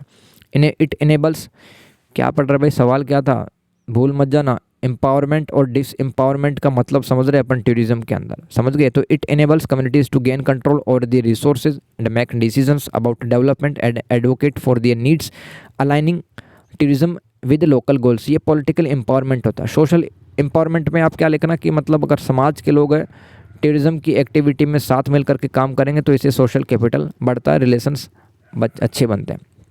आगे चलते हैं, डिसएम्पावरमेंट क्या होता है भाई? जो बेनिफिट्स मिलता है सभी के साथ में इसको बराबर तरीके से नहीं बांटा जाता है। Internal power dynamics can favour elites, जो बड़े मजबूत लोग, व्यापारी वगैरह बिजनेसमैन होते हैं, केवल उन्हीं को फ़ायदा मिलता है टूरिज्म से। लिविंग मार्जिनलाइज्ड ग्रुप्स, जो मतलब हाशिए पर पड़े लोग हैं, जिनकी सोशल इकोनॉमिक सिचुएशन अच्छी नहीं, गरीब लोग, उनको नुकसान होता है। जिलेसी और कॉन्फ्लिक्ट पैदा हो सकते हैं। इसके अलावा traditions can become staged performance for tourist, यानी कि जो ट्रेडिशंस हैं वो तो दिखावे का प्रतीक बन जाते हैं मात्र टूरिस्ट के लिए। Losing authenticate meaning and potentially eroding cultural identity, तो कल्चरल आइडेंटिटी है इसका भी मतलब नुकसान होता है। Communities become reliant on tourism, losing traditional livelihood, जैसे कि फार्मिंग छोड़ने लगते हैं लोग और लोग अपना कुछ नया काम धंधा खोलने लगते हैं जहाँ पे टूरिज्म डेवलपमेंट होता है। And facing vulnerability to market changes specially when outsider controls the industry, यानी कि जब बड़े बिजनेसमैन बाहर के लोग हैं वहाँ पे होटल काम धंधा खोल देते हैं तो जो गाँव के लोग हैं वो भी प्रभावित होते हैं उन चीज़ों से। आगे है social disruptions, it increase tourism can introduce new social problems, stress local infrastructure and create divisions with in the community. चलो आगे चलते भाई, बढ़िया सवाल देखें, बढ़िया सवाल। पर्यटन और प्रवासन कल्पित और स्मरणीय यात्रा पे नोट लिखें। Write a note on tourism and migration imagined and remembered जनरी। भाई ये सवाल हवा नहीं लगती है, बॉल सर के ऊपर बाउंस जाती है, समझ में आता नहीं है, लेकिन मैं समझाऊंगा भाई, इसलिए तो वीडियो बनाया, इतना प्यारा सा वीडियो बनाया भाई, आपके लिए मेहनत की है। पर्यटन और प्रवासन क्या होता है, फिर आपको कल्पित यात्रा और स्मरणीय यात्रा पर लिखना है। सबसे पहले टूरिज्म एंड माइग्रेशन मैं आपको समझाता हूँ। जैसे कि आप ऑस्ट्रेलिया घूमने के लिए गए, वहाँ पे 1 महीने घूम गए, इतना ज़्यादा बढ़िया तरीके से जगह पसंद आया वो आपको कि आप वहीं पे रह गए। तो दोस्तों क्या है कि पर्यटन और प्रवासन यानी कि आप अपनी जगह को छोड़कर कुछ समय के लिए या फिर परमानेंट चले जाते हैं, दूसरी जगह पे शिफ्ट हो जाते हैं। तो ये पर्यटन और प्रवासन गहरे रूप से परस्पर जुड़े वैश्विक घटनाक्रम है। पूरी दुनिया में ऐसा हो रहा है, लोग अपने घर को छोड़कर कुछ समय के लिए निकल जाते हैं शहरों को देखने के लिए और प्रकृति को देखने के लिए, जो अक्सर सीमाओं को धुंधला कर देती है। कौन पर्यटक आज के टाइम पे, क्योंकि दोस्तों पर्यटक आजकल 1-1 साल 2-2 साल तक भी रुक जाते हैं दूसरे देशों में, क्योंकि पर्यटकों का स्थायी प्रवास में बदल जाता है। हवाई अड्डे, होटल, ट्रैवल एजेंसियां, वित्तीय सेवाएं अक्सर पर्यटकों को और प्रवासियों दोनों की ज़रूरतों को पूरा करती हैं। प्रवासी यानी कि दोस्तों जो अपना जगह छोड़ के जा रहा है। अब जैसे कि यार कुछ लोग हैं ना, काम धंधा करने के लिए सऊदी अरब वगैरह भी जाते हैं, है ना। कुछ लोग डॉक्टर की पढ़ाई करने के लिए अमेरिका या फिर रसिया वगैरह भी जाते हैं।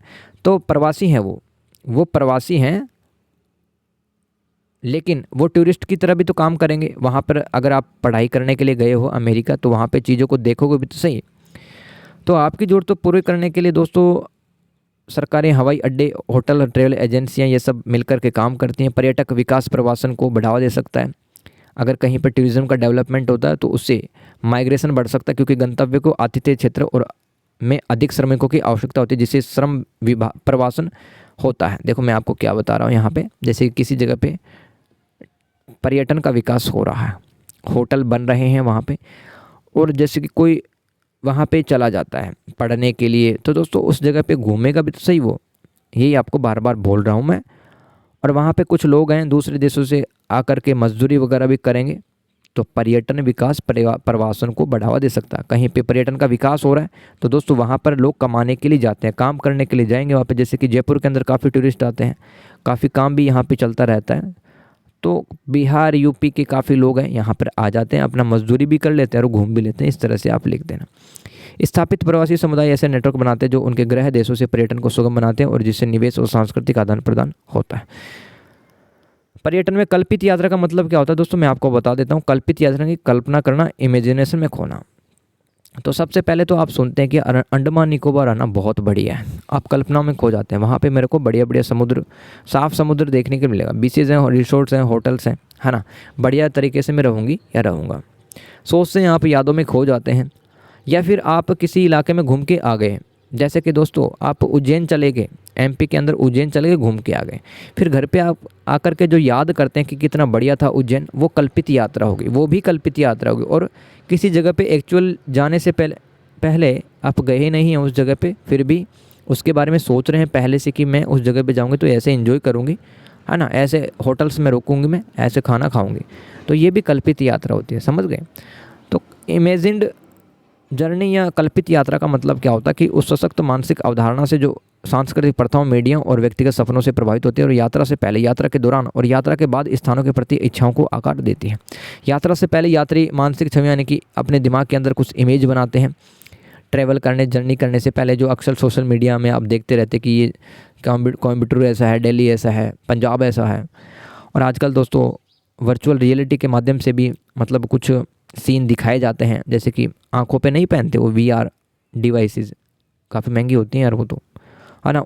आपको ऐसा लगेगा कि आप रियली में जंगल में चल रहे हैं अगर वो उस चश्मों को आप लगा लेंगे। तो VR उनको बोलते हैं वर्चुअल रियलिटी डिवाइसेस, VRD। कल्पना है वो आपके 3 चरणों में मुख्य भूमिका निभाती है। एक तो सपने देखना, और एक अनुभव करना और याद रखना, और उनको फिर से जीना। ये कल्पना में आप लिख सकते हैं कि यात्रा करने के पहले और यात्रा करने के दौरान और यात्रा करने के बाद में भी दोस्तों अगर आप कुछ सोचते हैं, ठीक है, उस जगह के बारे में याद रखते हैं, तो ये कैसी यात्रा कहलाती है? कल्पित यात्रा, इमेजिन्ड जर्नी कहलाती है। समझ में आ गया? तो अब स्मरण यात्रा और पढ़ लो यार, स्मरण यात्रा क्या होती है। देखो स्मरण यात्रा यानी कि आपकी जो पुरानी यादें हैं, जैसे कि आप जैसलमेर गए थे, कभी आप लखनऊ गए थे, कभी आप सिक्किम गए थे दोस्तों, और अपनी यादों को याद कर रहे हैं, तो स्मरण यात्रा कहलाएगी। ठीक है, आपके दोबारा जाने की भी इच्छा होती है। तो यात्रा यादों का विस्तार बन जाती है, जिससे लोगों को स्वयं को और महत्वपूर्ण अन्य लोगों के साथ अपने संबंधों को समझने में मदद मिलती है। सकारात्मक यादें दोस्तों आपका कल्याण कर सकती है, वेलफेयर डेवलपमेंट कर सकती हैं, और आपको वापस उस जगह पे जाने के लिए मजबूर कर सकते हैं। गंतव्य यानी कि डेस्टिनेशन, वापस उस जगह पे जाएंगे जहाँ पर आपको अच्छी यादें मिली थी, अच्छे लोग मिले थे। यादगार अनुभव प्रदान करने वाले गंतव्य बार बार आने, सकारात्मक प्रचार प्रसार और ब्रांड के प्रति मजबूत लगाव को दिखाते हैं। यानी कि दोस्तों अगर वहाँ पे कुछ वस्तुएं ऐसी मिल रही हैं जो कि वापस से खरीदना, जैसे कि बनारसी साड़ी आप लेके आए थे पिछली बार अपनी वाइफ के लिए, ठीक है, तो वापस से उसी स्थान पर जाना चाहेंगे। तो थोड़ा सा इंग्लिश में पढ़ लेते हैं इनको, है ना, थोड़ा सा और याद हो जाएगा। तो पर्यटन और प्रवासन, टूरिज्म एंड माइग्रेशन, थोड़ा सा इंग्लिश में पढ़ो और जल्दी याद होगा।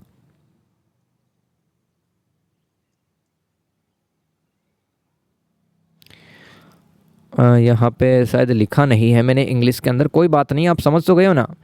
देखो क्या लिखना आपको टूरिज़्म एंड माइग्रेशन में, कि कोई इंसान है ना, कोई ह्यूमन, कोई वो सबसे पहले अपने घर से काम धंधे के लिए, बिजनेस के लिए निकल सकता है अपने घर से दूर, और किसी ऐसे स्थान पे आ जाता है जहाँ पे उसको काम भी मिल रहा है और जहाँ पे काफ़ी टूरिस्ट आते भी तो हैं। तो दोस्तों उसको काम धंधा भी मिल जाएगा वहाँ पे और वो टूरिज़्म को भी इंजॉय कर सकता है। तो ये सब लिख देना। और प्रवासन को बढ़ाने के लिए, माइग्रेशन को बढ़ाने के लिए ट्रैवल एजेंसी अच्छे से काम कर रही हैं, एयरपोर्ट्स बन गए हैं, होटल्स वगैरह बन गए हैं, ताकि जो माइग्रेट करने वाले लोग हैं वो यहाँ पे ज़्यादा समय के लिए टिक पाएँ, यहीं पे काम कर पाएँ, यहीं पर चीज़ों को देख पाएँ। इस तरह से लिख देना आप टूरिज़्म एंड माइग्रेशन में, ठीक है।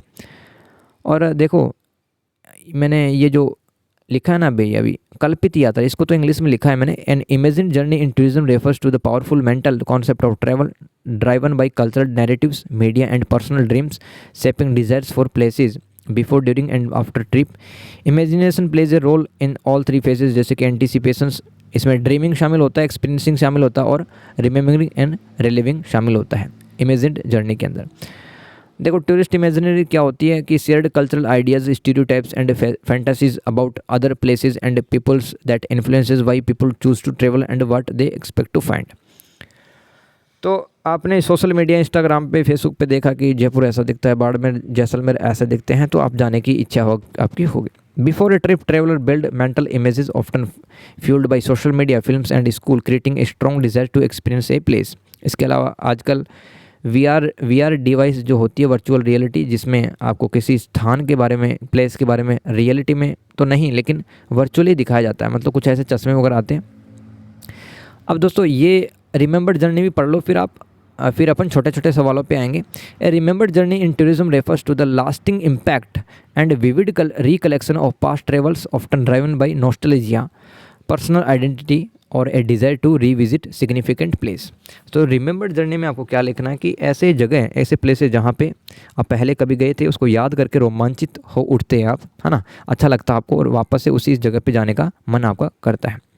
ठीक है, तो इस तरह से लिख देना यार। आप क्वेश्चन नंबर 12 देखो, 12 संग्रहालय, भाई टिप्पणी लिखना यानी कि कमेंट करना आ सकता है, ये तो आता ही आता है, मतलब 5-5 नंबर के सवाल आते हैं, है ना। राइट कमेंट गिवन बिलो, जो भी आपको दिया गया है। जैसे कि संग्रहालय, म्यूज़ियम के बारे में क्या लिख सकते हैं आप। सबसे पहले तो इसका इंपॉर्टेंस ही बता दो। देखो हिंदी में सबसे पहले पढ़ेंगे और उससे पहले बता ही देता हूँ यार मैं देसी भाषा में। देखो म्यूज़ियम में बहुत सारी चीज़ें ऐसी रखी हो सकती है, जैसे कि कोई स्कल्पचर, मूर्ति हो गई, कोई कॉइन, सिक्का हो गया, कोई पेंटिंग्स पुरानी हो गई, तो हमें इतिहास के बारे में समझ, हिस्ट्री की समझ प्रोवाइड कराती हैं। ठीक है, कुछ लोग हैं वहाँ पे रिसर्च वगैरह भी करने जाते हैं म्यूज़ियम के अंदर, तो शिक्षा का एक केंद्र भी है, तो इस तरह से लिख सकते हैं। संरक्षण, देखो संग्रहालय का क्या महत्व है, इंपॉर्टेंस ऑफ म्यूजियम्स। वे भावी पीढ़ियों के लिए, मतलब नेक्स्ट जनरेशन के लिए सांस्कृतिक, ऐतिहासिक और वैज्ञानिक कलाकृतियों की रक्षा करते हैं, जिससे हमारे अतीत से ठोस संबंध मजबूत होते हैं। इसके अलावा संग्रहालय किताबों से परे गहन शिक्षण प्रदान करते हैं, जो अद्वितीय, यूनिक होती हैं। प्रत्यक्ष अनुभवों के माध्यम से जटिल विषयों का संदर्भ और गहरी समझ प्रदान करते हैं। भाई किताबें तो हमें ऊपर ऊपर की बात बताती हैं कि भारत के अंदर बौद्ध धर्म का विकास, जैन धर्म का विकास ऐसे हुआ, गुप्त काल में, सातवाहन काल में ऐसा हुआ, लेकिन एक्चुअल में अगर हमें फील करना है कि उस टाइम पे कैसे वेपन्स यूज करते थे लोग, राजा की कैसी ड्रेस होती थी, वो म्यूज़ियम के अंदर जाकर हम समझ सकते हैं। इसके अलावा वे मिलन स्थलों के रूप में भी कार्य करते हैं, सांस्कृतिक अंतर को पाटते हैं, मतलब सांस्कृतिक अंतर को कम करने की कोशिश करते हैं, संवाद को, डायलॉग को बढ़ावा देते हैं और विविध लोगों के लिए साझा अनुभव बताते हैं। इसके अलावा स्थानीय जीवन का दस्तावेजीकरण करते हैं, विविध दृष्टिकोण को प्रस्तुत करते हैं। दृष्टिकोण यानी कि पर्सपेक्टिव या नज़रिया, विविध यानी कि तरह तरह के दृष्टिकोण हम नज़रिए को समझ सकते हैं। समुदायों को उनकी साझा विरासत को समझने में मदद करते हैं, साथ ही प्रमुख और अल्पसंख्यक दोनों संस्कृतियों का समर्थन भी करते हैं। इसके अलावा संग्रहालय, म्यूज़ियम है वो टूरिस्ट को अट्रैक्ट करते हैं, पैसा कमाने का जरिया भी ये बन जाते हैं और इससे लोकल इकोनॉमी है वो बूस्ट होती है। इसके अलावा दोस्तों संग्रहालय हैं वो चिंतन के लिए एक जगह प्रोवाइड करते हैं, जहाँ पर आप जिज्ञासा, नवाचार और दुनिया के बारे में समझ सकते हैं। संग्रहालय दोस्तों अध्ययन का केंद्र है, ज्ञान की उन्नति आप पा सकते हैं, अपने नॉलेज को इन्हांस कर सकते हैं। तो इंपॉर्टेंस क्या म्यूजियम का, इंग्लिश में पढ़ लो।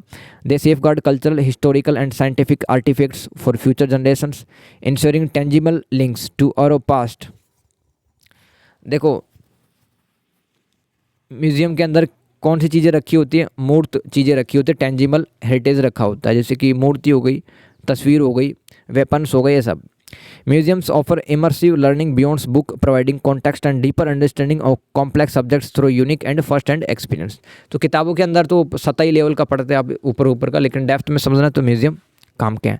देखते एज गैदरिंग प्लेसेस, यानी कि तरह तरह की कल्चर के लोग यहाँ पे इकट्ठा होते हैं। ब्रिजिंग कल्चरल गैप्स, तो हम दूसरे लोगों की संस्कृति को भी समझते हैं। जैसे कि ब्रिटेन का जो सिटीजन आपके पास में खड़ा है, तो आप बात करेंगे, समझाएंगे उनको, तो कल्चरल गैप कम होंगे। And help communities understand their shared heritage, supporting both dominant and minority cultures. इसके अलावा museums attract tourism, create jobs and generate revenue, boosting local economies. भाई इंस्पायरेशन भी मिलता है अपने को। They offer spaces for contemplation, sparkling curiosity, innovation and new perspective on the world and ourselves. They support academic study and the advancement of knowledge in various field through collections and archives. पर्यटन में प्रमाणिकता क्या होती है? Authenticity in tourism, बहुत ही important यार, सबसे ज़्यादा रिपीट हुआ सवाल है। पर्यटन में प्रमाणिकता, ऑथेंटिसिटी इन टूरिज्म। तो पर्यटन में प्रमाणिकता वास्तविक सार्थक अनुभवों की खोज है जो स्थानीय संस्कृतियों की सच्ची झलक प्रदान करते हैं। तो आप ये समझो कि देखो मैंने एग्जाम्पल बताया था पहले भी, ताजमहल को देखने गए आप, ऊपर ऊपर से देख के आ गए, ज़्यादा कुछ समझे नहीं है ना, ज़्यादा कुछ समझे नहीं उसके बारे में।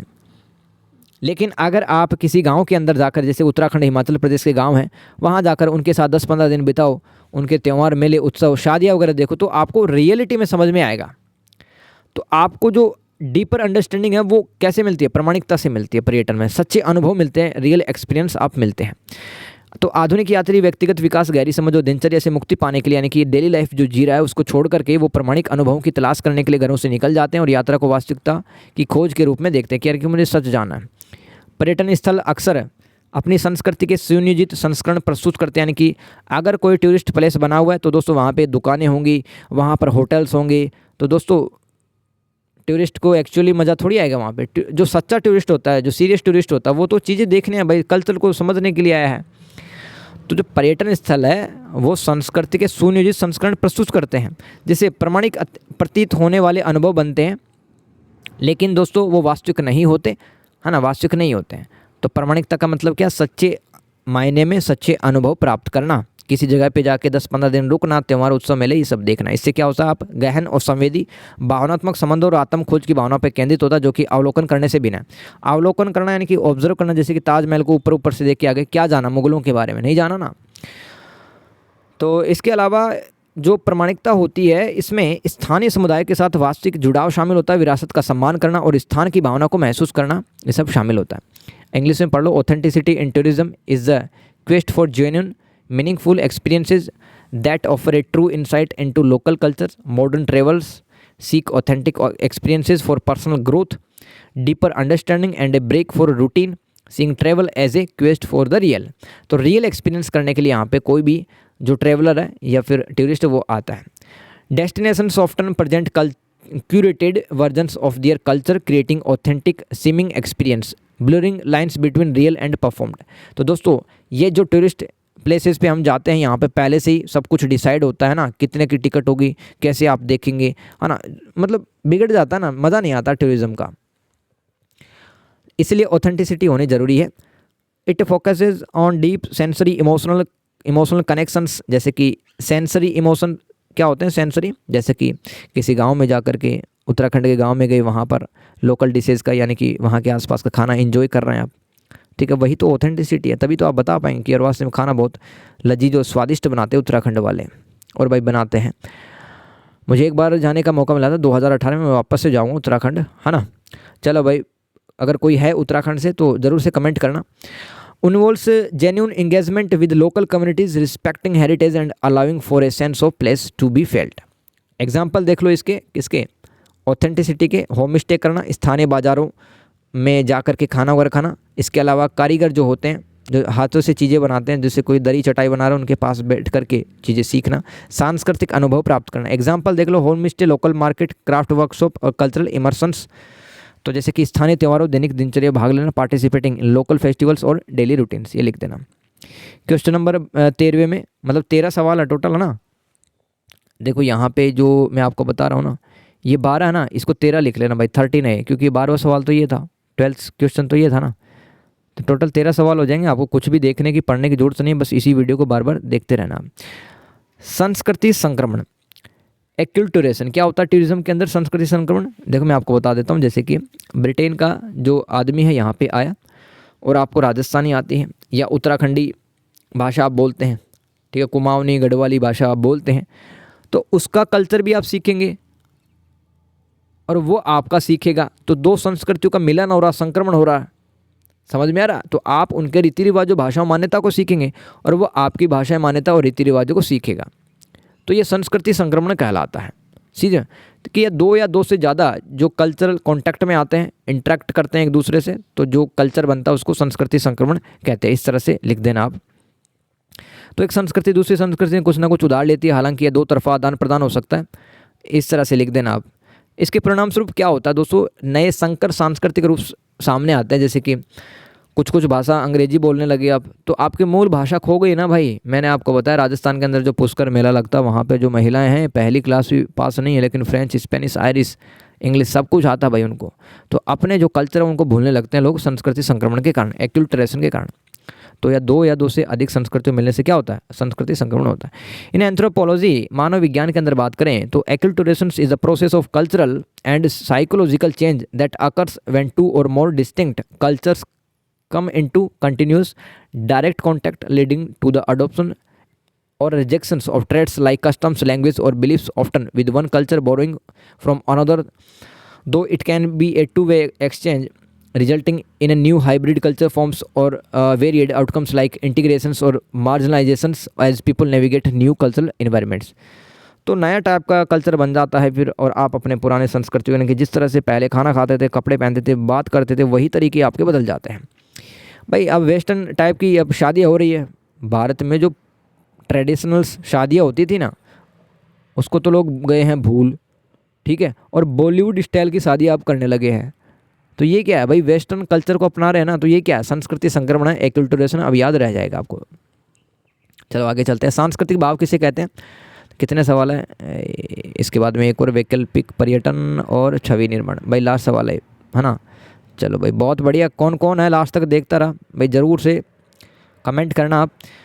क्या होता है सांस्कृतिक बहाव, यह संस्कृति का वह बदलाव है, बहाव यानी कि बदलाव, कल्चरल ड्रिफ्ट पढ़ रहे हैं, कल्चरल ड्रिफ्ट जो जानबूझकर नहीं किया गया बल्कि यह हो जाता है। यह नेतृत्व संस्कृति को बनाए रखने के लिए सक्रिय रूप से काम नहीं करता है। समाज के अलग अलग लोग जब एक साथ मिलकर के छोटे बड़े बदलाव करते हैं तो ये सामूहिक रूप से एक बड़ा सांस्कृतिक बदलाव आता है।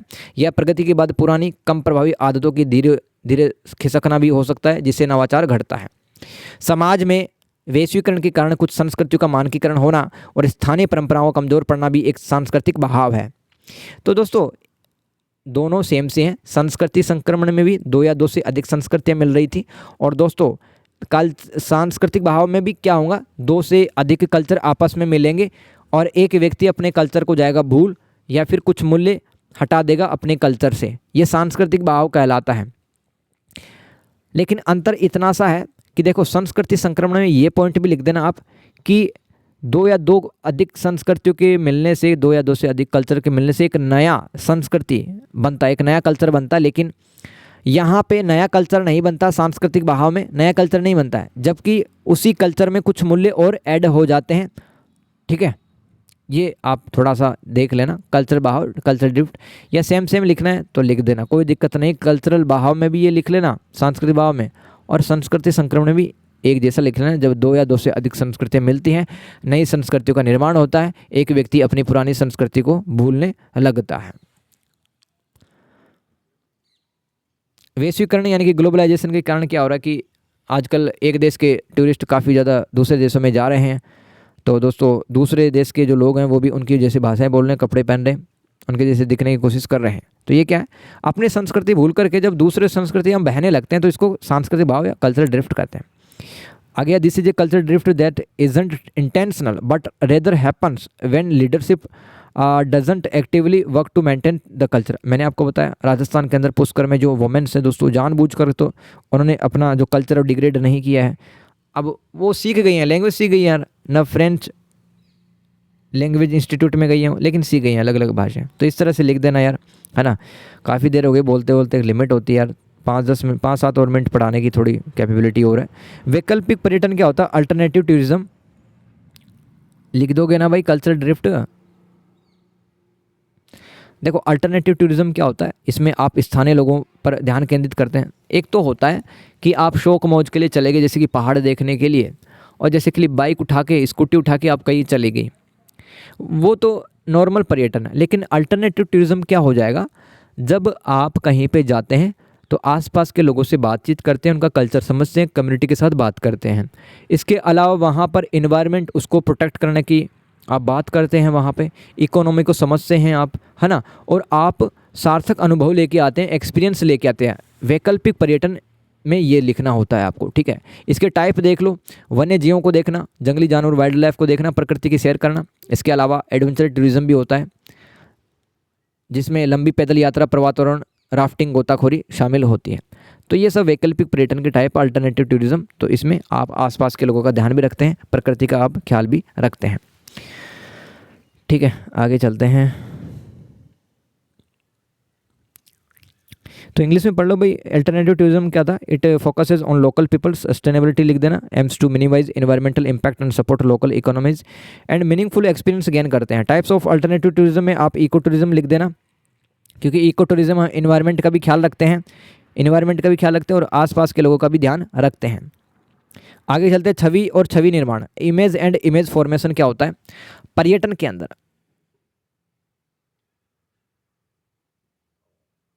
देखो एक चीज़ और बता देता हूँ, आप वैकल्पिक पर्यटन में ये मत लिखो भाई,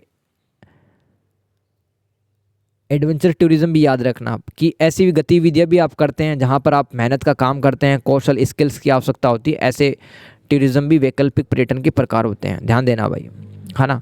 तो छवि निर्माण और छवि क्या होता है, image and image formation. Last सवाल है दोस्तों, पर्यटन में गंतव्य की छवि। गंतव्य क्या होता है, डेस्टिनेशन होता है हमारा, जहाँ पर अपन घूमने जाते हैं।